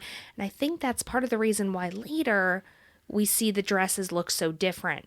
Because she's using more modern. She's changing it to be like 60s inspired, but with a modern take. And it didn't work for us, but I'm sure it would work for someone. I'm thinking that the vintage materials, yeah, that's gonna give you a little trouble. Yeah. I think the bigger damper is she's losing her fucking mind. Oh, yeah. Oh, for sure. For sure. It was but literally- from the outside, I can see why the teacher thinks, you know. Right. It was at this moment where I was like, ooh, maybe Grandma needs to come for a visit. Right? She Yeah. keeps calling Gran throughout the movie. And telling her everything's fine. Right. And John, seeing all of this, is still like, "Hey, Ellie, you okay? You good? He keeps Can I checking do in anything on for her. you? She was not okay. He knew. Can I buy you a Coke, dick you down, something?" God damn. Good guy, John. Is this where she sees a ghost in class? Or not yet? No, I don't believe so. Because she does at some point. At some point, Yeah. but not here. Okay. That's a little while later. That's later. So after this dress ripping incident, then she Yeah. goes to work. And And- she asks her boss about Lindsay. Lindsay. Well, that's after the initial scene at work where she talks to John. And this is where I had a note, and right after I thought it was answered. Is John a ghost? Because before what's about to happen, no one interacts with John except for Headphones guy. headphones guy. But no one else interacts with John except for Ellie. I was like, is John real? Is John dead? But he basically is at the bar. He goes, "Hey, I knew you worked here. I was just coming to check on you and see if you were okay after what happened in class." And she's like, "Yeah, it's just a bit stressful being here in London, and it's a little overwhelming." And he says, "Yeah, I get it. North London can be a bit scary. And she's like, where are you from? He goes, South London. And they have a cute little laugh. She gets him some beers for him and his friends. And Carol is like, dear, usually they tell you about their problems, not the other way around. Then the bar is like closing, and she's sitting there talking to Carol about, do you believe in ghosts? Mm-hmm. Or spirits. And she's like, I work in a bar. Of course I believe in spirits. Yeah. She's like, yeah. Such a good line. Spirits pay your bills. Mm-hmm. But she also had walked out of the bar and left her drawing of the dress on the counter. Mm-hmm. And of course, Lindsay is there. And he turns real slow again. And he's like, oh, I can detect something's going on with this blonde girl. Well, it's that, but also, once again, he's like 80. He can't be whipping that chair around. He can whip it. He's quicker than you think. But he follows her outside because she's on the phone with her gran. Mm-hmm. And Grandma is like, I know something's wrong. I can hear it in your voice. Which is, once again, when she first started hearing in the voice, she should have been like, I'm buying my ticket. I'm coming down. Yeah. Because Gran also says, it's okay to ask for help. Your mom didn't. Mm-hmm. And it's like, and if you recognize your child didn't ask for help, I'm moving to London too. We're going to Airbnb this house over here to finance this. I'm coming too. They hint that her mother also had the ability to see these ghosts, but we don't know if the mother actually was seeing ghosts or if the mother was schizophrenic. Right. And Graham knew about that because Gran makes seeing ghosts and they blamed it on schizophrenia. Right. Yeah. But Gran knows that the daughter could do it. She knows that Ellie can do it. And this is where Ellie tells her that she moved out of the dorms and she had to get a job. Because at first she says she's at the bar hanging out with her friends, but then she says, no, I work here. And she's in tears talking to her Gran on the phone. But she hangs up, tells Gran everything's fine, don't worry about her, don't need to come to London. And then at this moment, Gran should have been like, okay. And then immediately like, I'm going to go buy my ticket right now to get down to my because it's like another month. I'm hopping on the train. Yeah. We don't actually get a good sense of how long this movie takes place over. Or distance of... I can't talk. I'm sorry. Presumably, I would think this would start in September. Just because that's when the school year is probably going to start. Yeah. Okay. And then, I'm not sure about that. But from the point of... We definitely find October. Yeah. From the point of her going to school... to the point of Chekhov's taxi cab, don't really get a good sense of how much time has passed. Could be a couple weeks, could be a couple months. I didn't get the sense it was very long at all. No. I'm thinking this thing takes place over the course of maybe 2 months. Sure, let's go with it. Yeah. Why not? Until the end, at least. Yeah. There is a bit of a time jump at the very, very, very end. But yeah. So she's standing outside after she gets done talking to Gran. Lindsay walks up and hands her drawing that she left on the counter. And he says something about he makes it his business to know all the pretty girls. Yeah. Mm-hmm. Which is like every time he does something good, then he says something creepy. Yeah. He just doesn't know how to talk to people. Yeah, because he says something about you look familiar with that blonde hair. I believe he has that line here. And as he's walking away, the bartender, who I believe his name was Pete, says something about, was he bothering you? She goes, no, why? He goes, oh, we kind of call him the octopus around here. His hands get everywhere. Mm-hmm. Having seen one James Bond film, and Lindsay being a contemporary of Connery here, I get it. Get what? Get how him being a ladies' man? Him being all creepy and handsy and randomly bad flirty. Yeah, I've seen James Bond. You've seen the OG James Bond. Yeah, and seen that movie. I get it. Because there's at the end of that movie, James Bond turns to this super young girl and it's like he checks the oil and he's like, oh no, we're out of gas, and then stalls the boat in the middle of the ocean with this girl. Looks like we'll have to fuck until they pump us up. And it was just like, oh no. I will say though, youth wise, Sean Connery was only 30 in that movie. Mm-hmm. He's younger than all of us now. Mm-hmm. Still a creep. As he was punching his way, where's the girl? Punching everybody. Women, children. Where's the girl I came in with? Kapow. But then it's where Carol tells Ellie that, we love you, girl. You fit in here. But you can't stay here. You gotta go home. We're closing. They can't sleep here. Yeah. Get on out. Get. So she does. And she is scared to go home. Because when she first gets into the front door, turns the light on and she's looking up the stairs toward her room like, oh, fuck, here we go again. Another night of horrors. Yes. And then at this point, Ellie should have been like, maybe I should go buy some blackout curtains and invest in a lamp. Yeah. There was a lamp in the room. Yeah. There was a light.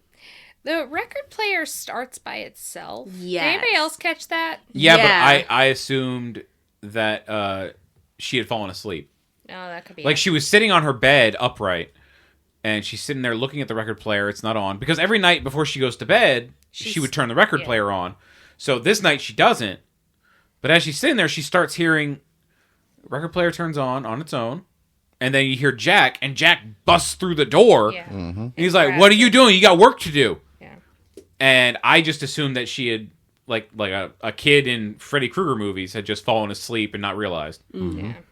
And this is where we have the montage of Sandy meeting with men, and they're asking what her name is. Yeah. What's your name, Alex? What's your name, Lexi? Oh, I actually wrote them down. Oh, beautiful. And That's a lovely name. well, even before they start doing that, she's like spiraling. Like you can see her on the dance floor, and it keeps cutting between her outfits changing. Yeah. But like everything starts to like get really warpy. It's clear that she, like, at first does not want to drink, and then she starts drinking.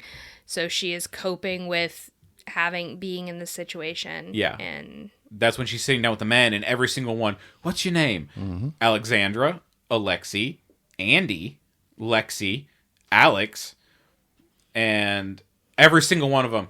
that's a lovely name. And it's like, ugh. And she's it keeps going like thanks with a very disgusted face, but then as she's getting more unhinged, at one point she's like, it is, isn't it? Yep. And she's losing it. That's going into hysterics. Yeah. And then she meets a man who is played by Sam Claflin. Yeah. Ice blue eyes on this guy. Just like to look at him. He is so pretty. But he asks her, what's your name? She goes, Alex, what's your real name? Sandy. He goes, you're too good for this, Sandy.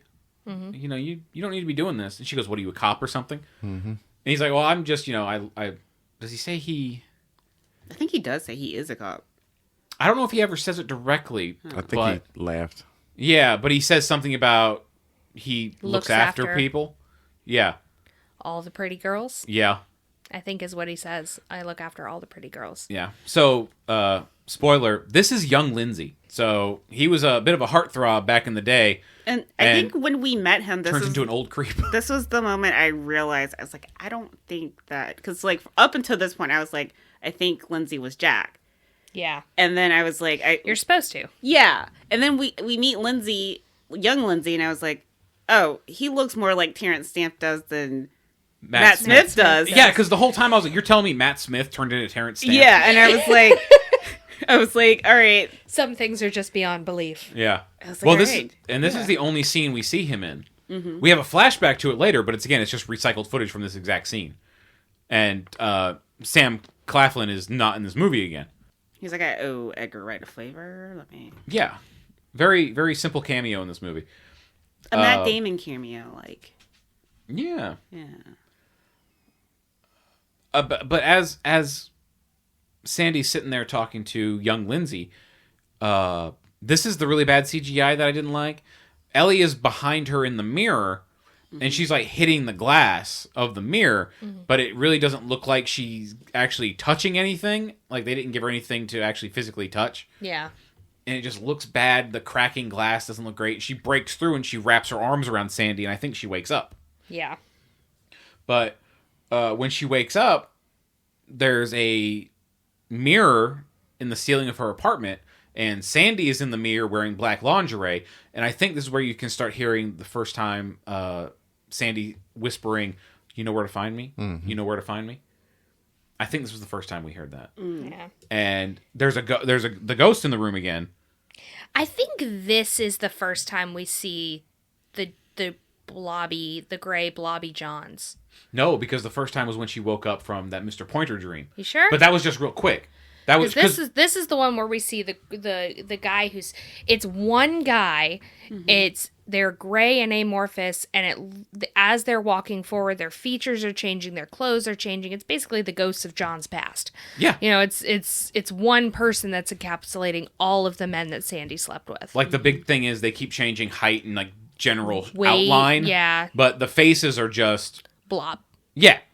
Yeah. And they walk over to the bed and like they're undoing their pants. Yeah. And this is where Ellie wakes up again. Right. Oh wow, I'm looking at my notes. No, I am completely wrong. Damn. Abby was totally right. This is the part where she runs into the bathroom. Damn. I thought it was the thing with Mr. Pointer. I'm sorry. No, Abby was right.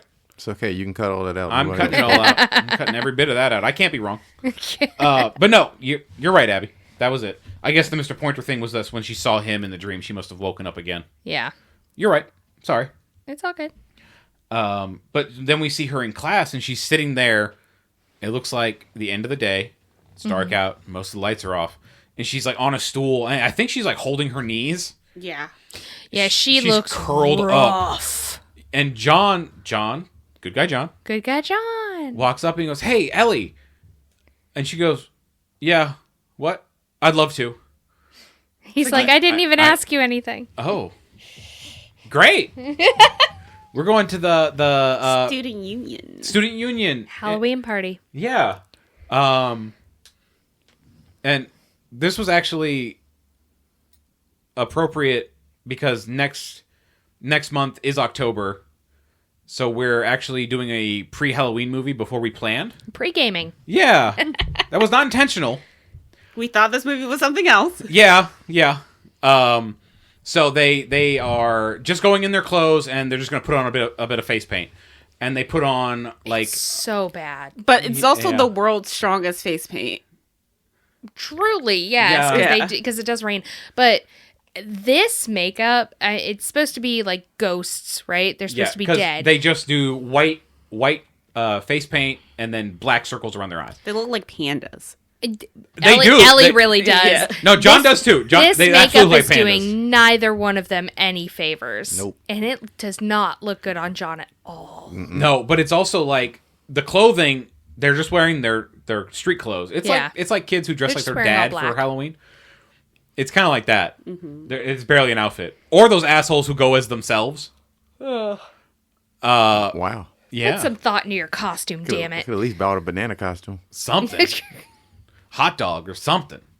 They're right next to me, actually. But they go to this party, and Jocasta and the other three girls are there, and they're dressed like the girls from The Craft. You didn't catch that? Oh, no, I Yeah, didn't. they're dressed like the girls I from like The Craft. that movie, too. And when they see John and Ellie walk in, like, oh, look at these lovebirds. And she goes and she gives them both a drink. I would not take a fucking That's drink what from I Joe fucking Costa said. if I was dying in the desert. When we were watching it, I was like, don't fucking drink that. I will give Ellie this. She's probably sleep deprived, and John's really nice. So John's not going to turn something down. He's too polite. You're And right. Ellie's doesn't know where she is. Ellie's kind of She's Ellie's a little dumb. Yeah. Yeah. But me and Etta said the same thing. Just like, are you really about to take a drink from a motherfucker? Let alone who gives a fuck who it is? Yeah. You just got here, or I don't know how long they've been chilling here. Somebody walks up to you like, here's a free drink. Absolutely the fuck not. I'm going to watch the bartender make me a drink. Yeah. Thanks. Mm-hmm. But they throw those drinks back, and they're on the dance floor. They're having fun. And then Ellie starts to see, like, bowler hat ghosts almost, like, popping up in and out of the crowd. More Johns. Yeah, but a lot of this movie made me think of, like, a Doctor Who episode, back to the yeah. Doctor Who references. They do look a lot like The Silence. They do. Yeah. But I also feel like I've just seen this in other Doctor Who shit outside of the Silence. Yeah. And then it doesn't help that Matt Smith's running around this movie. Can I add something real quick? Absolutely. We should probably stop calling the ghost guys John because there's a character named John. Oh, Right, you're yeah. right. That's Y'all need to stop doing it. John is someone who goes to a prostitute, Yeah. but we have good guy John in Yeah. the movie. yeah. We can call him Dominique, you know. In case you need a suggestion. Dominique. Oh, also while she's dancing and seeing all these ghosts, she also sees Sandy and Jack. And she runs outside, and she's having a bit of a panic attack, and she sees Sandy on one side of the street with a I don't want to call him a customer, with a mark. And on the other side of the street, she sees Jack with what looked like Cilla Black almost, but I don't think it was. And as a bus goes by, it passes in front of them. They turn into the real people they are, just couples on the street making out. Mm-hmm. And John runs out after her, and he's like, "Are you okay? Are you okay? Talk to me. What's wrong? Are you tripping balls?" Yeah, You're definitely tripping balls. because I'm seeing that purple elephant right there, and I'm good. Are you okay? Plot twist: he spiked the drinks, not Jocasta. Oh no. John would never. No, John's too good of a guy. John could never. John's never seen a drug. He just eats his apples and he minds his business. John's like, sorry, I thought that was a Smartie. Nothing but clean foods. John, did you eat that entire candy bar? Oh no. What happened to my batch of brownies?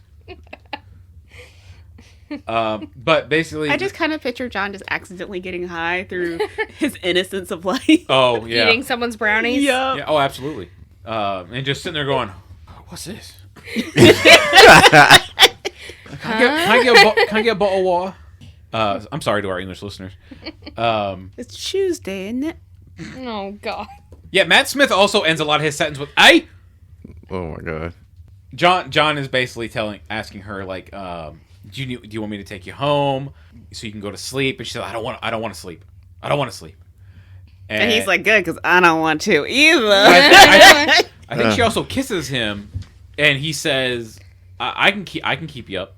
Yeah, he does. He Yeah. has that line. I'm like, oh god, John. Because he also is like, I think she's the one that says something about going back to her place. Mm-hmm. Yeah. And John has this huge fucking shit-eating grin that spreads across his face. Yeah. But then he's like, we're not going to sleep though, right? Just to clarify. Well, no, he's the one that wanted to let her go to sleep. Because he said, you sure you don't want to go to sleep? John's not we could trying just go to sleep. Yeah. Being good guy John. She brings it up first. Yes. And they're running through the streets. It's raining. And like Erica said, this face paint It's holding is going strong. fucking nowhere. But he's also screaming her name through the street. Yeah, so she says, you can come back to mine, but you have to be quiet. Because she's not supposed to have any men over after 8. After Right. 8, yep. So If she does, she's Miss like, Collins will you have kill to you. be quiet. And then they're fucking screaming on the street. Right? And stopping and pausing in the stairwell. And I'm like, y'all better get up to this room. Yeah. Right, Miss Collins' door is right fucking there. So they sneak John in past Miss Collins' door. Barely. Yeah. I wouldn't even call it sneaking. Because they keep stopping on the stairs, make out a little bit, and keep it moving. Is that what happened? Yeah, they stopped on the stairs at one point. Giggling. Yeah. I mean, he was giggling. He was about to get him some. It's been a hot minute. He was a since got happy him little any. guy. Yeah. When they get upstairs, they're in the bed and they're making out, and He had his pants off real quick. real quick. But Ellie has another vision of that mirror on the ceiling, but this time in the mirror, she sees Sandy. Jack is on top of her, but he's brandishing a knife. Yeah. Like a butcher knife. Like full-on Michael Myers butcher knife. Yeah. And he's telling her, you're not going to disobey me again. You're going to do what I tell you to do. And Ellie starts freaking out. She can't look away. She can't turn it off.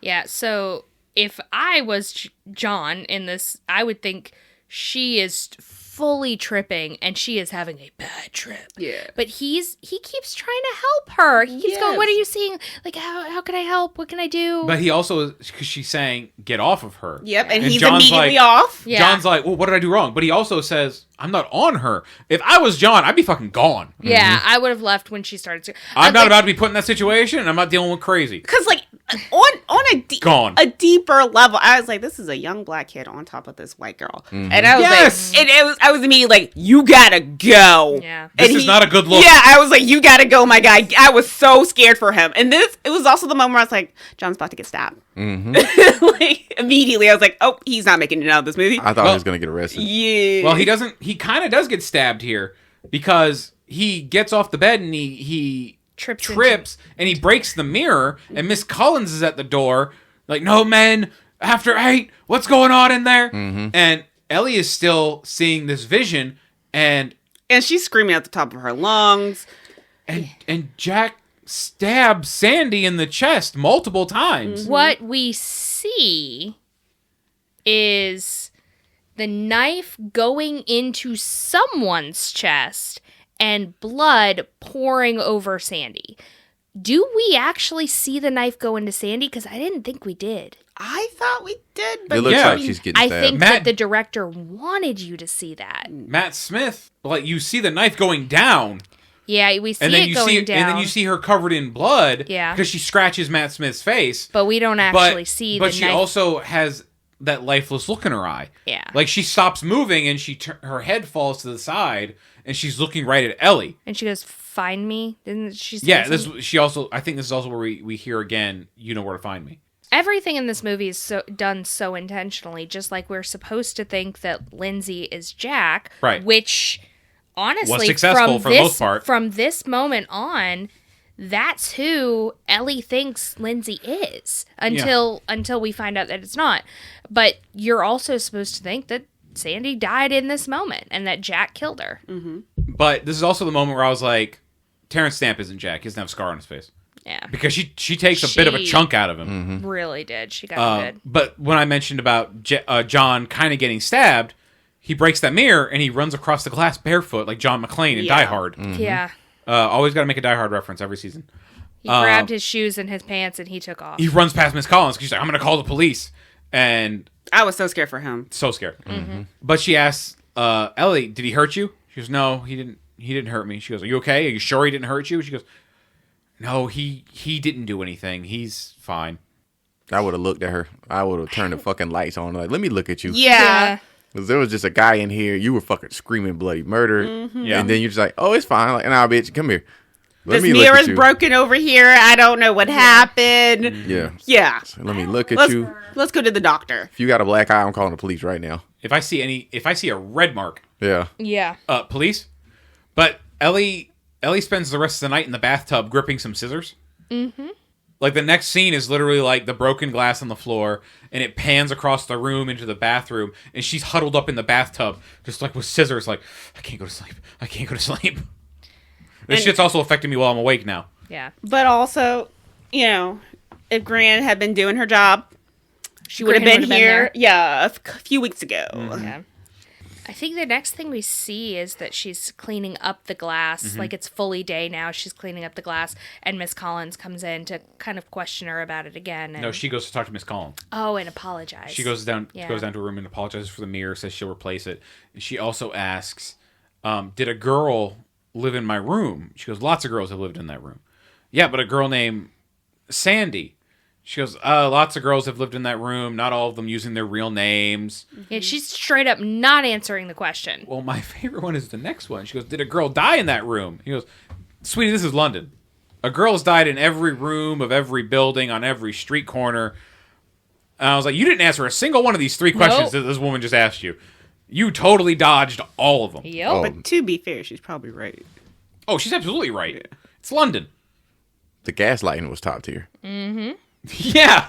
Yeah. Gaslight gatekeep girl boss. Fucking when she's like, yo, did a girl named Sandy used to live in that room? Just answer the question. Didn't even fucking wonder how the fuck did she know? Well, she probably was. She's like, God. Just completely skipped over that. And I'm just like, all right. Where'd you hear the name Sandy? Yeah. She also has a great line. Miss Collins says she's not really worried about the mirror, but she says, I'd have killed your gentleman friend if I had caught him last night. Oh, yeah. And after she has this very unproductive conversation with Miss Collins, she goes to class again, and this is where she sees the ghost in class. Because now she has a model wearing her dress, and she's like, I think it's too long. So Ellie goes down to trim around some of the bottom, and when she stands back up, the girl is now Sandy, covered in blood. Yeah. And Ellie has a full-on freak out in class, and she runs out of class. And John is there. And he's like, Ellie, what's wrong? Talk to me. Are you okay? And I said, John, let it go. You don't need this. I was like, He literally. is committed to this girl. Good guy, and John. She's given him nothing. I don't understand why either. John, you're a good-looking dude. Go out there and try another fish. He took her Coke once, and he's been paying it back ever since. He's paying it back 1 calorie at a time. But but he was also really sweet too, because he was like, if I did anything, I'm sorry. Yeah, he apologized. Yes. Yeah. When he is honestly the victim in this. Like, No, he absolutely. Is this where she reveals to him? No, that's What's not. happening? That's Not not later yet? until they're looking at the newspapers in the library. Oh yeah. We're almost there. We're almost there. Yeah. For the remainder of the main part of this movie, Ellie is wearing this exact same outfit Oh yeah. because I think this is the last day of the main thrust of the film. Pretty much. They start playing this song, Always Something There to Remind Me. Yeah, there and as she's always running through the something street, there? she keeps singing. Well, Well, the main hook of the song plays when she stands up and sees Sandy for the first time. Yeah. Then she's running through the streets. She's seeing the dead, the ghosts. That I almost called them Dead Johns. She sees the ghosts. She sees Sandy. She sees Jack, and she Yeah. actually physically interacts with Jack. And he's also transparent Yeah. because you And can see covered in blood, right? No, he's not covered got in the blood. scratch on his face. No, he doesn't have anything from what I remember. Huh. Sandy is definitely covered in blood. Yeah. Um, It's a good use of that song. it was really good. It was perfect timing. She goes to police. Well, before she goes to the police, she's seeing Jack, and he turns into Lindsay. It's young Matt Smith turns into Terrence Stamp, and this is where she's like, "Oh, you're the killer. You killed Sandy." Killer, you're the killer. Then she goes to the police because she's running around the streets, and she ends up like right in front of the police station. I was so worried for her. So this is one of those things that I just have always found absolutely terrifying, the idea of being involuntarily committed. And I don't know why, but she it gets, needed to be it- committed. She should have been. It gets me. So when she went to the cops and she's telling them this story about there's a girl in the 60s, I've seen her. I dreamt know- she got murdered. I know who Yeah. the killer is. I'm like, they are going to commit you. Like, please don't let this be the way the movie ends. No, like, I genuinely wanted her to get help. So I was rooting for her to get locked up. Like, I wanted her to solve the Sandy mystery. I wasn't even that invested, because by this point I was like, obviously Jack killed her. That's fine. It was 60 years ago. You can't do anything about it now. Exactly. I was like, I'm good. I wanted her to get the help, and honestly, I also wanted her to leave John alone. So Absolutely. So I was like, please lock her ass up, and or call Gran to get her medication, because something needs to be happening, because she's struggling. Oh, honey, you forgot your schizophrenic pills at home. This wouldn't be happening if you'd be taking your pills. I do think that's like a big theme in this, because, you know, the police bring up, is there any history of mental illness? And I think that, And they also specifically say schizophrenia. right, and as the audience, we're supposed to be wondering, is any of this actually happening? And, But the answer to that has already been answered. yeah. The answer to that has already been... The question to that has already been answered. Because she had a ghost hickey. Yeah. That's not going to Yeah, happen because I you have mean- schizophrenic. And other people saw it. Yeah. So it's not just her imagination. It's not like in A Beautiful Mind, there's certain characters that only Russell Crowe is interacting with. Yeah. And later out in the movie, you find out because they're hallucinations. Yeah. This, other people are seeing this shit. So there was never... A question of, is this actually Is happening? it actually happening? But at the same time, I really wanted Ellie to get help. Yeah. Because she's not She's straight not up not having a okay. good time. And she's also ruining other people's lives. Mainly John. John. So was yeah, like, you need to so go, my guy. Like, I mean, like, I understand your fear of getting involuntarily locked up, but in Yeah, this instance, it's- Ellie really needed to be locked up. She needed some help. Like, she needed the help. She needed she needs help. something that's going to tone down those freaking ghost powers of hers. She needed sleep. And honestly, 'Cause I don't think she sleeps again. I blame Graham. Graham knew this shit Yes! was going on. Oh. Graham over here dropping the ball with those big freaking doe eyes of hers. But yeah, Ellie goes to the police and she's talking to 2 officers and have you taken any hallucinogens? And she immediately thinks back about the drinks that Jocasta gave her. Because I believe one of the cops says someone could have maybe someone spiked a drink. Yeah. Yeah, and it flashes back to that scene, and I'm like, This is, I think, just planting seeds of making, for Ellie's benefit, of making Ellie think maybe she's going crazy. But also, Gaslight. was it confirmed that Joe Costa drugged those drinks? No, not at all. No. She Not just at all. thought about it. She was like, "Is it?"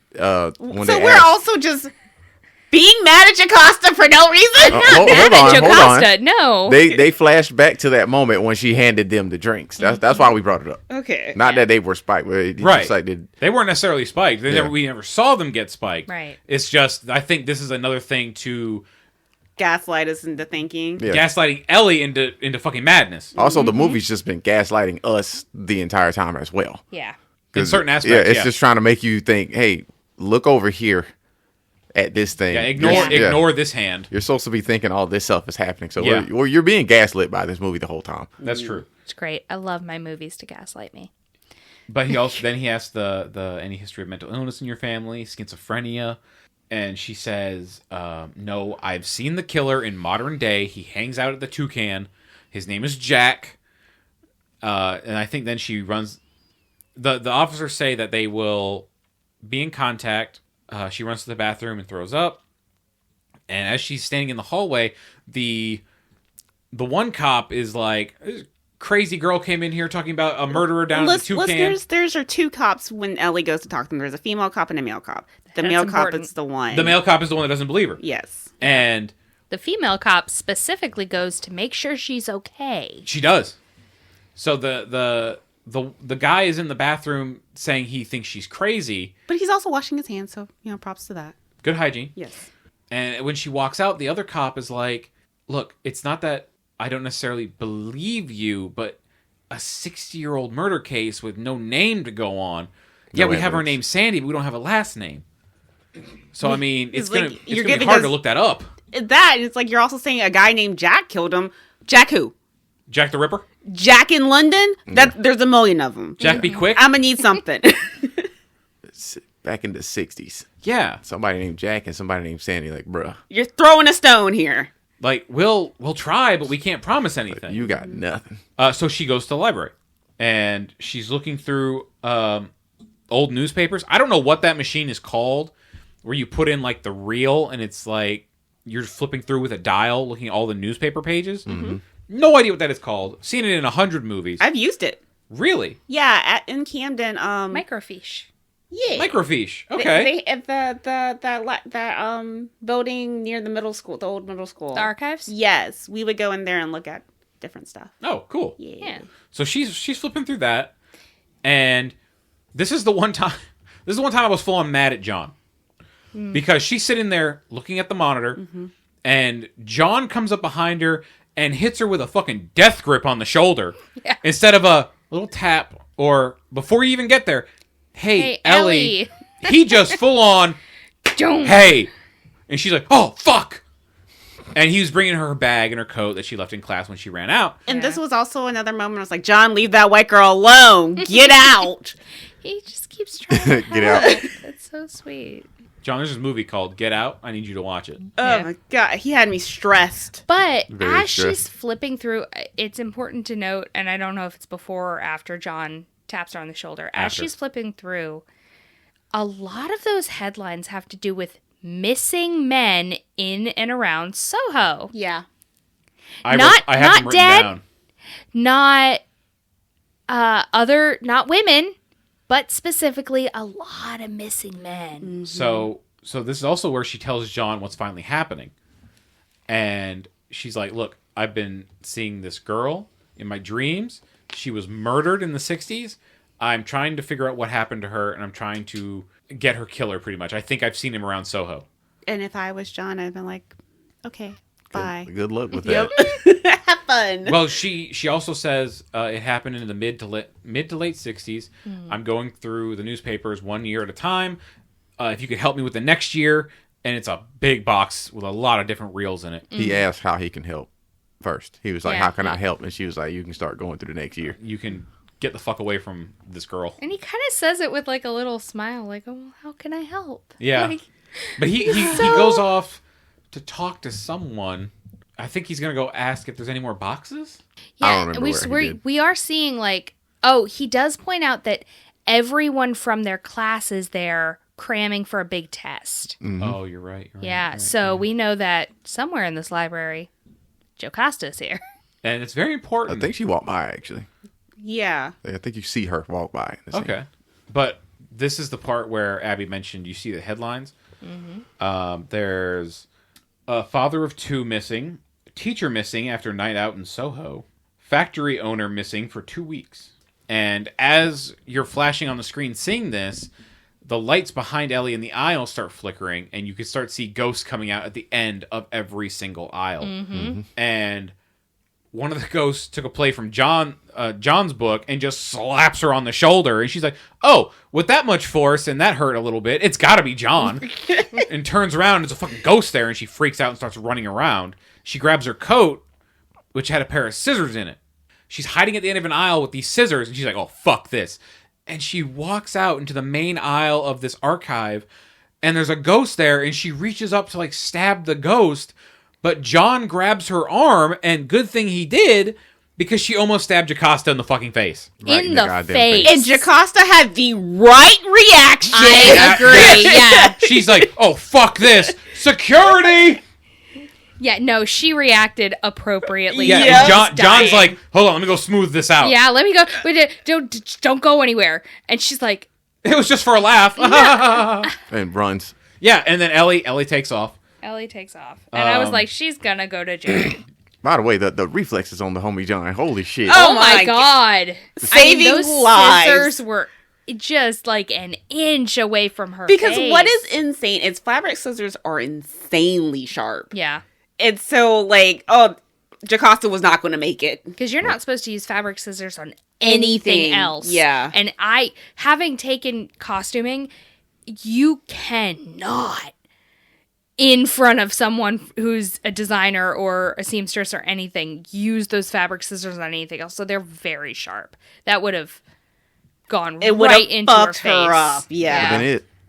Then she would have had a cool scar to talk about. So close. What happened to you? I got stabbed in fashion school. If she didn't die. Tough If place. she Yeah. didn't die. Yeah. But also She this was very definitely going to lose an eye. At least. at the minimum. So what does she do? She runs again. She takes Run, Lola, off. run. But she also starts seeing Sandy walking through the street now in her white leather jacket. And she starts chasing her. And I believe this is where she's running past all the ghosts and Jack is chasing her. Like, where you going, Sandy? You whore. Just Matt Smith is vile in this movie, but he does a good job at playing this character.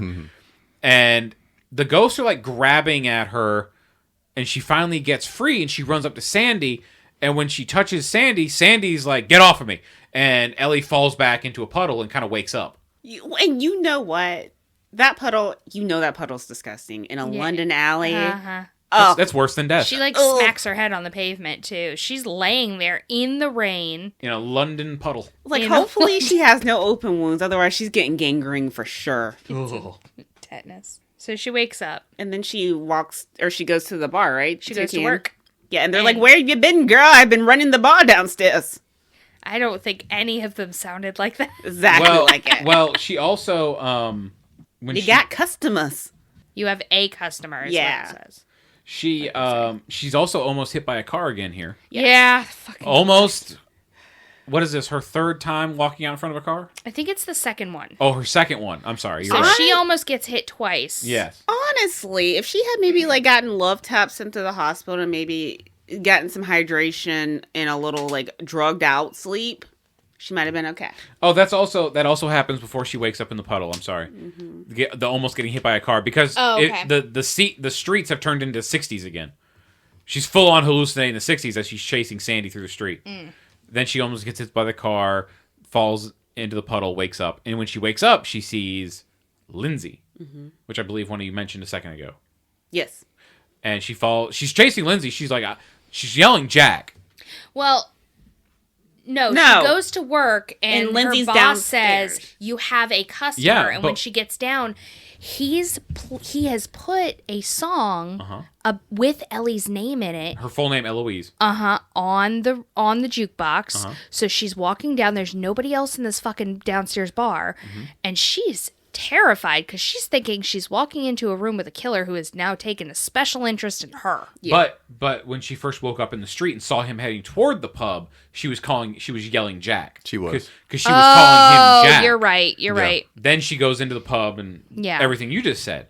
Man, he's sitting there vibing too. Yeah, he's singing along. He's like pretending to play piano on the bar. He's having a good time. He probably likes the song. But also, for a pint. He asked for a pint, but also he expressed his actual genuine concern for her. Yeah. Because he's like, oh man, you had Carol scared. She was worried about you. Yep. They said you're an hour late. Yeah. And then she starts recording on her phone. Mm-hmm. Yeah, she does start recording the conversation. And she mentions Sandy. And then he gets pissed because he's like, fucking Sandy. Yeah, I remember Sandy. Everybody knew Sandy.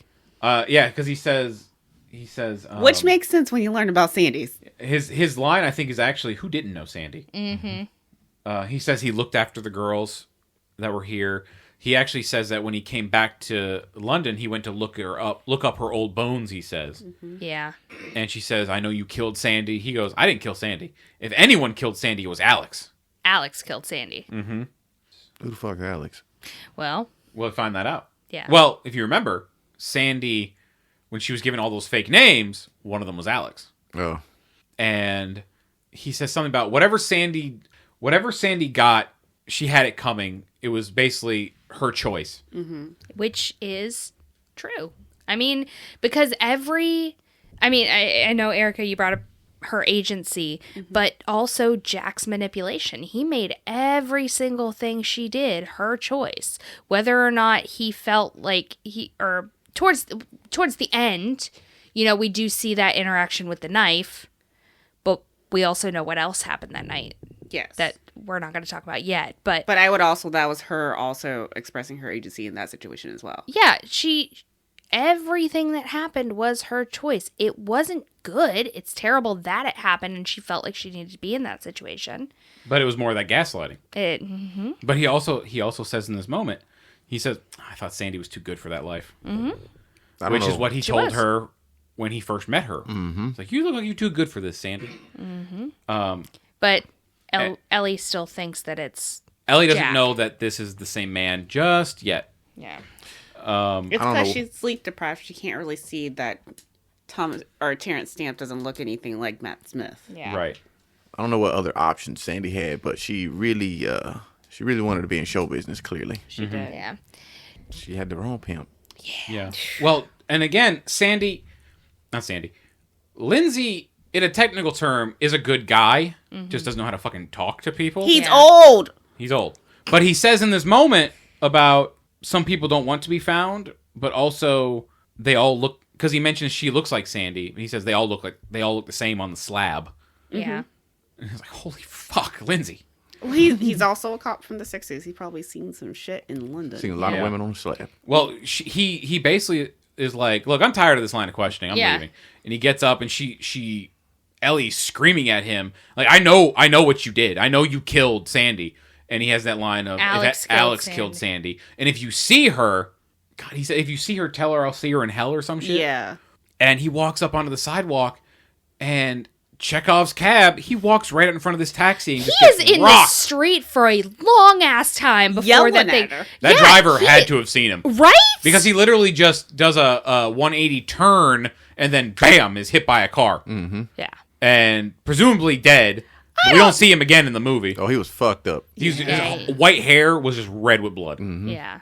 But also, he's an 80-year-old man just got hit by a moving vehicle. Yeah. Probably not coming back from that. That was Cab it. had plenty of time to stop, but everybody comes out of the bar. And Well, you know what about the cab? The brakes are probably shot from stopping from hitting always hitting random It's people. the same guy. Yes. That guy needs to stop. Oh, damn, I almost hit this blonde girl twice. Oh, man, I really got to get my brakes looked at. Ka-thump, ka-thump. Oh, what was that? Oh, no, I hit Lindsay. He was so distraught too. But what makes it even funnier 'cause he hit somebody. is when the lady comes, she's like, "Oh no, Lindsay!" And then Ellie's like, "Who the fuck is Lindsay?" Yeah. He's like, his name's not Jack. She goes, Jack, no, that's Lindsay. He used to be a cop. He was in Vice for years around Soho. Yeah. And she's like, call an ambulance. Well, she tells the other bartender to call an ambulance and let them know he was a cop. Mm-hmm. They'll get here faster. Yeah. And that's when Ellie's like, wait, a What? cop? And this is where Ellie has the realization that this is the guy that Sandy was talking to in that one portion of the dream. Mm-hmm. You're too good for this, Sandy. Which is so fucked up. So now, not only has she been involved with what looked like an attempted murder of a classmate, now she was at the scene of an old man getting hit by a car. But everyone does have the reaction of, what was he doing in the street? He was just standing there. The cab couldn't have stopped. He spent so much of his time not trying to hit Ellie. But you know what also is insane is CCTV is probably like got the shot of this of Ellie yelling at this old man. She's going to jail. Like, Look, it was the cab's fault. yeah. You can't get arrested for yelling at old people and then they get hit by a car. True. But it was also another moment I was like, God, I hope she stays around for the police so they can once again lock her up. Nope. Runs. Nope. She runs again, and they're calling after her. Like, Oh, also, Lindsay was a vice cop in the red light district specifically. yeah. So that's what he was doing. He was looking after the prostitutes. He was looking after people. the pretty girls. But now Ellie is in a phone booth on the phone with her grandma saying she has to get out of London. She needs to leave. And Grant is like, I'll get on a train right now, even though Grant should have done that forever ago. She actually said first, I'll come in the morning. And then Ellie was like, no, I got to get out of here tonight. Yep. Yeah. So she sees John from outside the phone booth, and she's like, wait, no, I have a friend who can take me. John's just fucking booking it. Yeah. Running down the street yelling Ellie. But it's also one of those moments like, John, please leave this girl alone. Because I was like, he's going to get stabbed. Like, I was pretty sure she was going to stab him at the rate she's going. After all these scenes of her holding scissors. Yeah, I was like, she's going to stab him. And this is where he's like, look, you don't need to get on a train. We'll get my car. She goes, you have a car? He goes, well, yeah, how else am I supposed to get from the south of London to the north of London? And they have it helps her because she does smile. Mm-hmm. And they go back to her apartment. She goes, look, I'm going to go in. If I don't come out in 15 minutes, come in and grab me. Come check on me. Yeah, because I got to go talk to Miss Collins. I told her I wasn't going to do this. I wasn't going to leave in the night, but now I have to. If I beg, maybe she'll give me some of my deposit back. If she sees you, she might kill you. She's like, it's after 8. Yeah. We're good. You And- stay in the car. Yeah. And she goes in to Miss Collins' place, and Miss Collins is like, is it just you? Coming here in the middle of the night? It was, yeah. Okay, well, come on in. I'll put on some tea. You know, you listening to all those old records upstairs made me break all mine out. Yeah. And, you know, all this stuff going on the other night really had me stressed. I started smoking again. You know, I said I wasn't going to. And she says, you know, Miss Collins, I'm sorry to do this, but I have to go. And I think this is where Miss Collins is like, Just drink your tea. well, she also said that you had, He had some mail delivered or something. yeah, some of your mail ended up in my mail. Mm-hmm. And this is where she's just flipping through, and We catch the name Alexandra. Miss Alexandra Collins. Yeah. Yeah. And Ellie's like, oh, well, here's my mail. Also, when she goes to pick the mail up, it's right next to a little sailor ballerina figurine. Which is what we previously saw in Sandy's room. And if you're following along closely, what did Sandy say her real name was? Alexandra. Miss Collins is Sandy. Yeah. And when I first watched this movie, I thought Miss Collins is involved in this some way. When she first showed Ellie the room, when Ellie was asking about Sandy and not answering any of those questions directly, I was like, she's involved in this. Yeah. But I did not... I wouldn't have guessed how. Yeah. But they're sitting there talking, and Miss Collins is like, you went to the police. Yeah, because the lady cop came to check up on her because Said she she was was doing a worried. wellness check. Yeah. And she's like, shouldn't have done that. Told them about a young girl who was murdered here. And Ellie's like, yeah, you know, I'm sorry, I wasn't trying to get anyone to bother you. And she goes, no, it's fine. There's some truth in it. In a way, a girl did die here. She died 100 times. And this is where Ellie's like, holy shit, you're Sandy. Does she see the headshot? Because the The headshot's in the room. there. The headshot's Yeah. there. But she realizes the male, Alexandra, and then she sees the headshot, and I believe Miss Collins. Hold on, let me check my notes. Before she had the realization, though, Miss Collins tells her, you know, make sure you drink your tea, and but she tells her, yeah, the young me did die up there. she mentioned earlier that she bought this house a long time ago from the previous owner, and she could never sell it because there's too many memories. Mm-hmm. And those memories are under the floorboards. Probably not so much anymore. Yeah. But she also says that she wanted to be a performer, and to get through what she did, she was performing. She's pretending she was someone else. She was somewhere else. Mm-hmm. And she mentions that the man who put her there, she put a knife in him. Yeah. So she put a knife in him 100 times. And we cut back to that scene of Jack on top of her with the knife.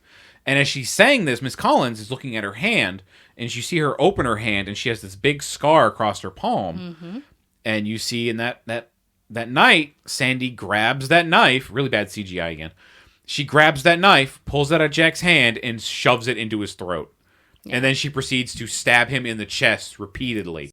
Mm-hmm. And Miss Ellie is like, "I'm so sorry. I didn't mean to get you involved in this." And she says, all those men who came here and used her, she killed them too. Mm-hmm. And we see little shots of her putting them in the floor, in the walls. Which explains the smell. It could absolutely explain the smell. But also it helps that there's that French bistro next door with that garlic. Yeah. So it also helps hide the smell. Yeah. And she goes, I know you won't tell anybody. And Ellie says, yeah, of course not. I wouldn't tell anyone. And Miss Collins is like, no, I know you're not going to tell anybody. And Ellie looks down at her tea and realizes she's been poisoned. Yeah. And she goes, oh, don't worry. It's just, you're just going to take a nice little nap and everyone will think you just offed yourself because you've been having trouble. The cops did just come do a wellness check. What is insane is how recently has Miss Collins been murdering people? I don't think she's been doing it for a while. Yeah, I don't think she's been getting him in for a little bit. So it makes me wonder why did she think? This reminds me of the book from last night. Or yesterday with Monster Blood, in the sense of she had nothing to worry about. She didn't have to kill this new girl. She didn't have to do any of this. Yes. And she had. But I guess if you've gotten away with murder for so long, and then all of a sudden the cops start poking around with an actual story of something that it's close to happened, you might get a little nervous if you have literal bodies in your walls and floors. Yeah, you can't have the police snooping around in your place where a girl might have gotten murdered looking for bodies because they're gonna find bodies. Yeah, but now just not of that girl. Now you're putting yourself in this situation of I've murdered this girl. Mm-hmm. She had her alibi already. Yeah. She was ready. She's like, they think you're crazy. They think you're gonna off yourself. So I'm just gonna go ahead and do that for you. Do that. I'm gonna help you with that. But she didn't anticipate John. And honestly, if she had gotten away with that's how it would have spelled out. Because all the classmates would have confirmed, homie was tripping. Yeah. Especially after she almost stabbed Jocasta earlier that day. Yep. Which, by the way, I don't know how the fuck John smoothed that over. But I don't think he did. But yeah, it never comes back around. It doesn't come back around. And he did go after Jocasta. I'll go talk to him. Yeah. He's like, look, man, just let it slide. I'll hook you up with some good shit later. So this actually reminded me of the film 10 Rillington Place from 1971 that stars Richard Attenborough playing a real-life serial killer. Did he spare no expense in his murders? He spared no expense. He actually did such a good job that the husband of 2 of his victims got blamed for it and was executed. Wow. Dang. And I believe 50 years later he was exonerated. Whew. But he was killing women in his home, and he was hiding the bodies around the property, in the walls, under the floors, out in the garden. That shit really happened. And when I saw Miss Collins doing that shit, I immediately was like, Richard Attenborough. There are bodies apparently all over London in these walls. That and that one, who was that one guy who was murdering people and hiding them under the H.H. Holmes? No, it was somebody else. Norman Bates. John Wayne Gacy? John Wayne Gacy. Was hiding them under his crawl space. Yeah, in the crawl space. Yeah. But yeah, so she basically tells Elliot, all right, go ahead, lay your head back here. I'm going to put a pillow underneath you. Just go to sleep. It's fine. Yeah. And John comes to the door. Yeah. And she's like, 15 minutes. She's by yourself, you liar. And it's like, ma'am, you're a murderer. Let's not throw stones here. Like, who is the bad person in this, really? Bitch. Look, I might be killing people, but you lied. At least I was honest about it. Yeah. I'm honest with you. You couldn't tell me the truth. Yeah. And because technically Miss Collins never lies to her. What was her plan if Ellie had told the truth? What do you mean? She's like, hey, I have a friend out in the car waiting for me. Yeah. Then she probably wouldn't have killed her or tried to kill her. And she was just going to let her go? I don't know. I don't know about She that. probably would have been like, "Hey, man, invite your friend in." Yeah. She might have. Then she drugged them both. But here's my thing: you're old, real old. Yeah.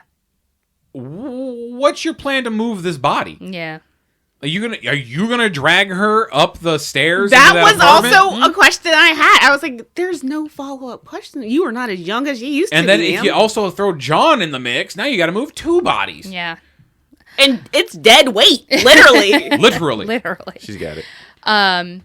Maybe no, that's just Well, getting too you creepy. know- Like if she were to kill Ellie, like slit her wrist in the bathtub and exsanguinate her, she'd be lighter.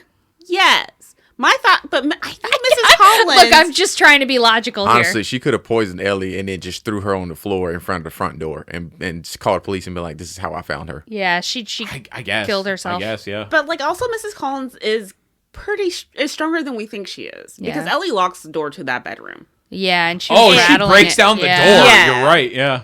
So... Yeah, that desperation strength. Yeah. Well, Miss Collins apparently is not a frail little old lady as she seems. Because she lets John in. Mm-hmm. Well, beforehand, Ellie gets up and walks toward Miss Collins' door, and Miss Collins just fucking rocks her shit and knocks her to the fucking floor. Yeah. Lets John in, and Ellie comes out and screams, "Run!" which John should have done And he 90 goes, minutes "What?" ago. And she, and 90 it minutes happens ago? 90 minutes ago, and it happens, and he gets fucking stabbed. As I predicted! Miss Collins puts that knife in his belly, Yeah. and Ellie gets up and tries to make her way to the stairs.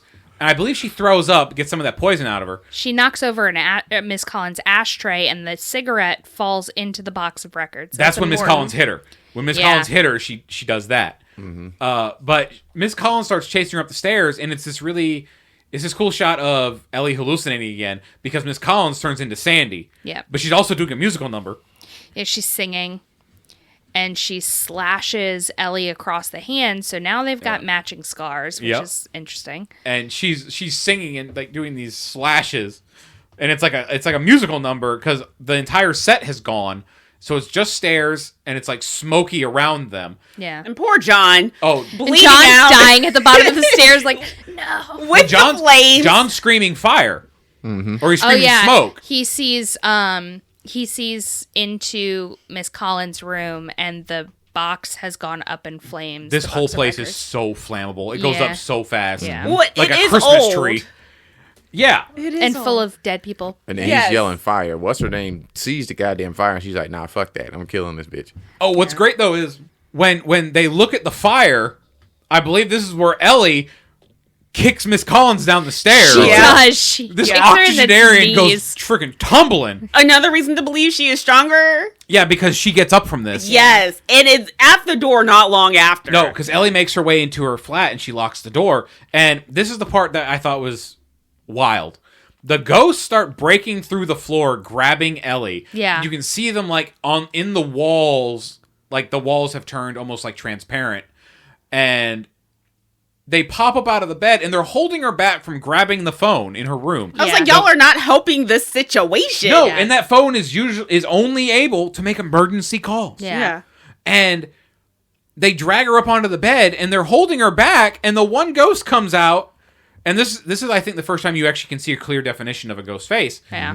And it reaches for the phone she's reaching toward and it picks up and like hands it to her. It's like, "Help us." It's like, "Motherfucker, why were you holding her back?" What are you attacking? But like also in my head, I'm just thinking as John is bleeding out, he probably just reached in his pocket, pulled out his phone, and was like, "Was it 999?" I think so. Yeah, and I'm like, he probably called 911. By Or the way, I- 999. Yeah, there's a fire. I don't know where I am, but track me. I've been stabbed in the belly. I'm gonna take a nap. You guys wake me when you get here. And Miss Collins breaks through this fucking wooden door. I Like the goddamn Love- Kool-Aid man. this shot because she. Oh no. Oh yeah, murder.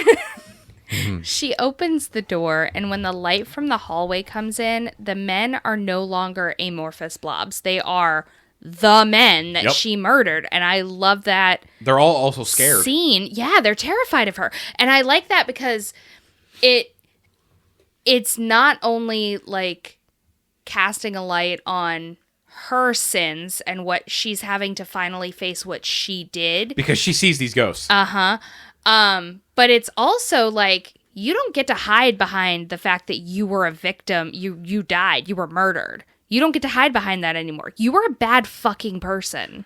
And we don't see the Johns. The only person that we see in this movie for sure that deserves to die is Jack. Yeah. But I think for the story's sake, they were all slime. Yeah. To try to justify this, because as we've said on previous episodes, we are pro sex worker. Yes. We're not anti people who go to sex worker. Right. But for the sake of this movie, I'm just going to assume they were all bad. That's fair. I also support sex work. I think that in this instance, they were going through Jack to arrange these. Yeah. And so they knew. More than likely, this was not supporting someone's OnlyFans or an independent contractor here. They were giving that man money and taking advantage of Sandy. Yeah. You can infer. This woman was abused, and she took it out on the people that she saw hurting her the most. Yeah. And at what point, and I'm guessing it was after she killed Jack. Where she starts killing them? Yeah, at what point? Probably. Yeah. At what point does it change and she becomes the predator seeking them out? And because we see the flashback of her killing Jack, then it goes through the montage of her killing all the Johns. yeah. I would think the moment she stops being the victim is after any guy she killed after Jack. Yeah. Any guy after. We assume Jack's the first kill. Yeah. Yeah. And after that, every point she makes that choice to kill them when she doesn't have to. She doesn't have to That stay makes with them sense. because What if Jack was the last one she killed? We don't know. We don't. Yeah, so but we're it's just like kinda it's assuming. like Jack was, you're not gonna disobey me. You're going to listen to what I tell you to do. Right. What if, I mean, just crazy hypothetical. What if that was him finding out she had been killing people and he went to confront her about it and then she kills him? Could be. But I'd say for the movie's sake, the way it's structured, she killed Jack first. Yeah. And then continued to kill the Johns. I'd also go on to say that if Jack did not know that all these clients were dead now, Right. because like I'm pretty sure some of those were like repeat clients. Like, damn, I that ain't seen- dude usually comes Yeah. around like every 2 weeks, and he's been gone for like, Yeah. damn, he's been gone for a while. Yeah. I wonder what happened. I don't know. I sent him to go see Sandy, and that's the last time I talked to him. Also, there's a lot less people at the club now. Like, I'm not seeing. Where are all these people He's going? just there one night, and there's nobody else there. He's like, "Hey, where are all the guys at, Sandy?" And she's like, "I don't fucking know." And it's just like, it's fishy, bro.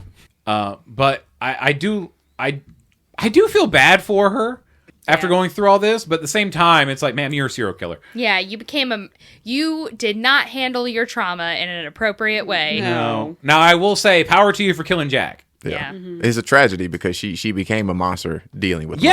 monsters. Yeah. So it's a tragedy. It's one all of those around. like, it's not great, but good for her. Like Yeah. It's like, yes, queen. that's a whole subgenre of horror movies is like a good for her. The victim getting revenge. Yeah. Yeah. Isn't Kill Bill good for her?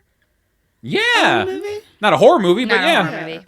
But yeah, it's definitely the queen bee fucking just taking people out. The beginning of Jennifer's Body. Waiting to Exhale.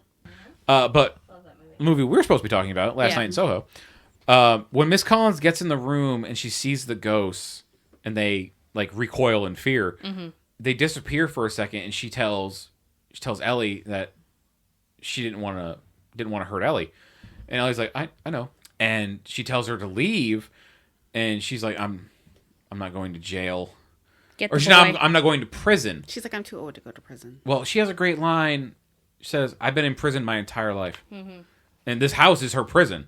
This is where Jack first started pimping her out, and now she started killing people in there. She hid the bodies, and she's been living with it for 60 years. Yep. But I just love that I've been in prison my entire life. And she goes to slit her throat, and Ellie stops her. And I believe this is where it shifts to Sandy again. And she embraces her, and she hugs her, and she's like, it's okay, you can still live. You don't have to do this. But it's also that moment of like, damn, now her fingerprints are on the That's knife. the first thing I said. As soon as she grabbed it and threw it, I was like, your fucking fingerprints are on the murder weapon. Right? But luckily, this place is about to go up in fucking flames. Yeah. Those fingerprints are gone. Yeah. You're right. Those fingerprints are toast. But Erica did shout that. Don't touch the knife. Yeah. It's just, That was in John. she'd accidentally thrown the knife out the window. Yeah, I was like, Lord forbid John dies in Yeah. this. Yeah. I was like, oh my God, girl, there is no one corroborating your story. Yeah. So Miss Sandy tells her to leave, and she goes and sits on the bed, and you can see Miss Collins' apartment burning up, her headshot, Abby knocking over a microphone stand again.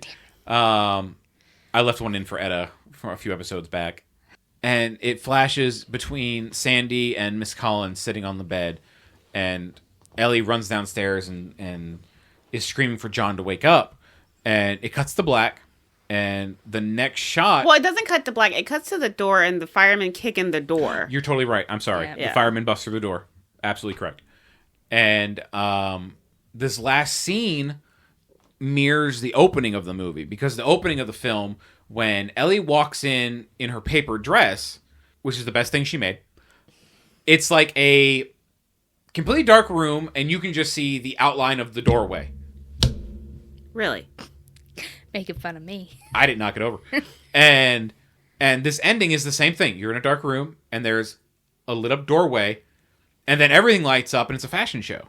Yeah. And we see these designs that I don't think any of us are a fan of. No. But they are a modern, high fashion, in theory, take on the 60s dress that she was trying to make the whole movie. And I think what you said earlier was right. She was trying to use vintage materials earlier, and this could be more modern because they look very different. She is taking...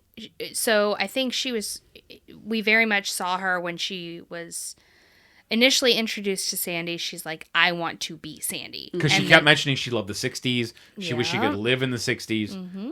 Mm-hmm. And then this is her saying, I can still use those things that I love and honor that time period that I really like and do things my way, in a modern way, in a way that's me, and really embrace herself as Eloise. Mm-hmm. Because they even say, when the lights turn on, from first-year student, Eloise Turner. She's still got the bandage on her hand, so this is not very long after. Does she still have the bandage on her hand? Yep. I missed that, because it also has been enough time where her hair is now back to her natural brunette. Well, that could be done. It's a lot easier to darken your hair, and it was not fully brunette. It wasn't as dark as it was at the beginning of the movie. It's more flattering in this shot than when she went and was got that blonde, because it was bad as that blonde. She has warm tones, so when you go for that color blonde, it doesn't look good. It works for Anya Taylor-Joy, because Anya Taylor-Joy is cool toned, but Ellie is warm toned, so it doesn't work. It's kind of like how Drew Barrymore, when she dyed her hair blonde and never been kissed, she looked sick. Yes. Similar thing. It was very similar. Too pale. Yeah. So we have this fashion show, and you can see John and Gran are in the crowd watching, and I'm still saying, John, get the fuck out. John should have left. John, you don't need this. You were stabbed for this girl. Run. You also walked on fucking glass. But also, Ellie should have been home. Ellie almost stabbed a student on campus with witnesses. Nearly she died should not be in school. Yeah. John smoothed this shit over. My man John. I don't know what kind of magic John did. He works some magic, bro. I mean, he's not only going to be in fashion, he's also going to be a lawyer, apparently. Yeah. This man worked that shit. He smoothed it out. Ellie should have been home in the country, if not in like some sort of mental facility. She got charges. Something, because good God. Joe Costa never pressed. And we even see Joe Costa as it flashes from like Yeah. on the runway to behind the scenes when John and Gran go like congratulate to her. And we see her mom in the mirror. She sees her mom in the mirror again. Joe Costa was clapping for her. Joe Costa gave her a little applause. Yes. Yeah. My girl DaCosta. She got her very minuscule character redemption. Yeah, that's what I was about to say. Almost being stabbed in the face. Some bitches need to almost be stabbed I in the face. kind of wanted Joe It humbled Costa. her. Yeah. No. I It know did we were something. too close to the end of the movie, but it would have been great, like, after the stabbing, if Joe Costa could have come in and been one of the people, like, if a friendship could have solidified there. That was actually funny you say that. This ending is reshot. Really? The ending of this movie was actually originally the two of them, almost like they've developed a friendship, but audiences didn't like that. So they Rightfully so. So they reshot it for this, and Yeah. I don't know how much more of it was reshot, but they completely removed that. They just gave her the little golf clap. Mm-hmm. And then, like you were saying, she sees her mother in the mirror. Yeah. Gran and John walk in. They congratulate her. John has a cane. John has a cane? Yeah, I missed it. I thought he walked in on a with the cane. I missed that too. I missed the cane and a bandage, but it would make sense if he was stabbed in the belly. But they're congratulating her, and her mother like is in the mirror, like smiling at her. And before the scene ends, she turns back to the mirror, and it's Sandy in the mirror. Yeah. Wearing the pink dress again, and she walks up to the mirror, and I believe she did this the first time she turned into Sandy. Yeah. But it was Sandy tapping the mirror that contained Ellie. But now it's Ellie tapping the mirror that has Sandy, and they tap in the same spot. Yeah. And they basically touch, and then our movie ends. Yeah. We go out on that. Sandy is dead, but she's not gone. Yeah. In some way. But it's Ellie is not freaked out by it. I just hope Ellie's on some sort of medication. She is not. No. Definitely not. She's still seeing ghosts. There's a new ghost to see. The new Spookums. Well, Yeah. this new ghost is actually a fucking ghost this time. Yeah. Yeah. And she knows it's who this one is. So, yeah, that's Last Night in Soho. We'll go around now and we'll find out who would have regretted seeing this in the theater and their final thoughts. And I'll start with Abby. Yeah. So this is my second time. When I took the notes, this was my second time watching through. I really like this movie. I like a movie that has a strong aesthetic, and I feel like this did. It had a vision. I think there are some tweaks that could have been made to the story to make it a little more believable, like the fact that she almost stabbed Jocasta in the face and had no consequences. We for glossed that. that over. None. That was John was truly working magic. Yeah. But Amazing. That's the most unbelievable part of this whole movie. I'm going to be real with y'all. this is the kind of movie I would go see in theaters, and I would not have regretted it. 100%. I like this movie. Awesome. Jeremy, what'd you think? Um, Also, share what Etta thought. What Ella thought? Yeah. She liked it. She ended up liking the movie actually. I mean, obviously she gave her a little blurb last night. Yeah, which she you sent us a also group mentioned chat. when you were just like the newspaper address was the best one, and then that's kind of what her sentiments were too. Just like maybe she should have stuck to making the newspaper addresses and Yep. just not even gone to London. Old people need therapy was her other thoughts that she had because what's her name, Murder Lady. And something Miss about Collins. horny goat weed. Oh yeah. Damn, what were we talking about? I guess we were just talking nonsense after the fact, and we were talking about things that Jocasta could have slipped in her drink, and I was like, she could have fucking put horny goat weed in there for all we know. We don't know what she put in there. Because, I mean, nothing happened anyway. Horny goat weed. Yeah, nothing happened to them, so she clearly didn't put anything in their drink, unless it was like horny goat weed, because they went to go back to her room. All of a sudden, and she really hasn't been given, what's his name, John? She hadn't been giving John any hints like that. Right. But all of a sudden, it's just like, we're kissing now. And I'm just like, John, what the fuck, bro? But as for me, I thought it was an interesting movie. It surprised me, like I said, because I went in completely blind without reading any blurbs or watching any trailers or anything like that. Because if I had read the blurbs and if I had watched the trailers, I probably wouldn't have watched the movie.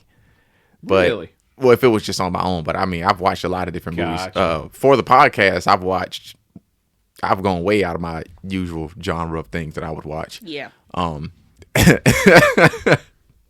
Erica agrees. This is 90% of these movies she'd have never watched. And I never will again. But yeah, I thought it was interesting. I would not have gone to the theater to see it, as I just said, because if I'd have caught the trailer, I'd have been like, I'm not watching that shit. Yeah, but it was interesting. It was kind of neat. I didn't hate it. Eric? Like Jeremy, yeah, I didn't hate it. Didn't want to see it in the theater. I think we had the opportunity to see it in the theater, and we did not. It's one of those times didn't make it to the theater. Yeah, like I think we would have ended up to go see it in theaters. I don't think like this movie is not the movie I would normally watch, and I don't think I will ever watch it again because I don't like scary. And this movie pissed me off in a lot of places, but Run, John. yeah, like I didn't hate it, so there's that. But Not my movie. Not my movie. That's fair. Yeah. So I would have regretted seeing this in the theater. I like the fact that the twist at the end that it was Miss Collins who was Sandy. Mm-hmm. I like that was actually a surprise for me, because I like to figure out the movie before it happens, and this one got me. One of those. Yeah. Yeah. It's annoying. One of those people. I'm one of those people. 30 minutes in, I know what happened. Yep. But I think, like Abby said, there were certain things that could have been changed. I think that would have played better. Like, if Lindsay had shown up to the flat at the end when Miss Collins goes full on murder, and maybe it had some little confrontation with her and she had killed him. Because I feel like it's hinted that Lindsay kind of knew what Sandy had been getting up to. Or at least he knew that Miss Collins was Sandy. Yeah. I thought he called her Alex. Yeah. Yeah, that's why I called her Alex. But I think that would have been a little better for that character, because the way he's just hit by this car is so unceremonious. Oh, yeah, he's very They much did him just- dirty. And the fact it's Terrence Stamp, it's like, give him a better death. They definitely did him dirty. But Well, he had served his purpose in the movie as the red herring, now that we figured out he wasn't the red herring he did. anymore. But I think that if he had showed up at the end, we would have had some confrontation between him and her kind of holding him responsible as well, since he was supposed to be looking out for the girls and clearly wasn't doing a good job. He tried. Yeah, I just think that would have been more entertaining for me. I liked that it was definitely something I was not expecting. I thought this was just going to be a murder mystery, trying to figure out what happened to this dead girl that she kept dreaming about, and it quickly turned into she is the killer, which I thought was great. But all in all, I would have regretted seeing this in the theater. I did have a good time watching it, though, but that's because I was watching from the comfort of my own couch. And like we talked about in our last episode, this new season, I'm not doing the ticket price game anymore. But if you had seen this if you had seen this movie in 2021, it would have cost you about $10.17 in the theater. So that is Last Night in Soho from 2021, directed by Edgar Wright. And like we mentioned earlier, it's kind of a early jumping off point for Halloween, next month being October. Woohoo. Our next movie is actually going to be Red Riding Hood. First movie in, We're calling Nightmare Nonsense yes. our Halloween month. Yeah. So that will be up in 2 weeks. Hope everyone joins us for that. We're everywhere at Get 2 Theater. Get the number 2 Theater. Hit us up. We post 2 days 1 week, 3 days the next week. If you guys have been following us on any of those places, we post a out of context post, we post a review, we post the trailer, the episode will come out, and then we post a clip from the episode. Mm-hmm. We're on Facebook, Threads, Instagram, Blue Sky, TikTok, YouTube. Follow us on all of those. So we've been getting to the theater. I'm Adam. I'm Erica. I'm Abby. I'm Jeremy. Don't forget to check around your seats. We'll see you next time.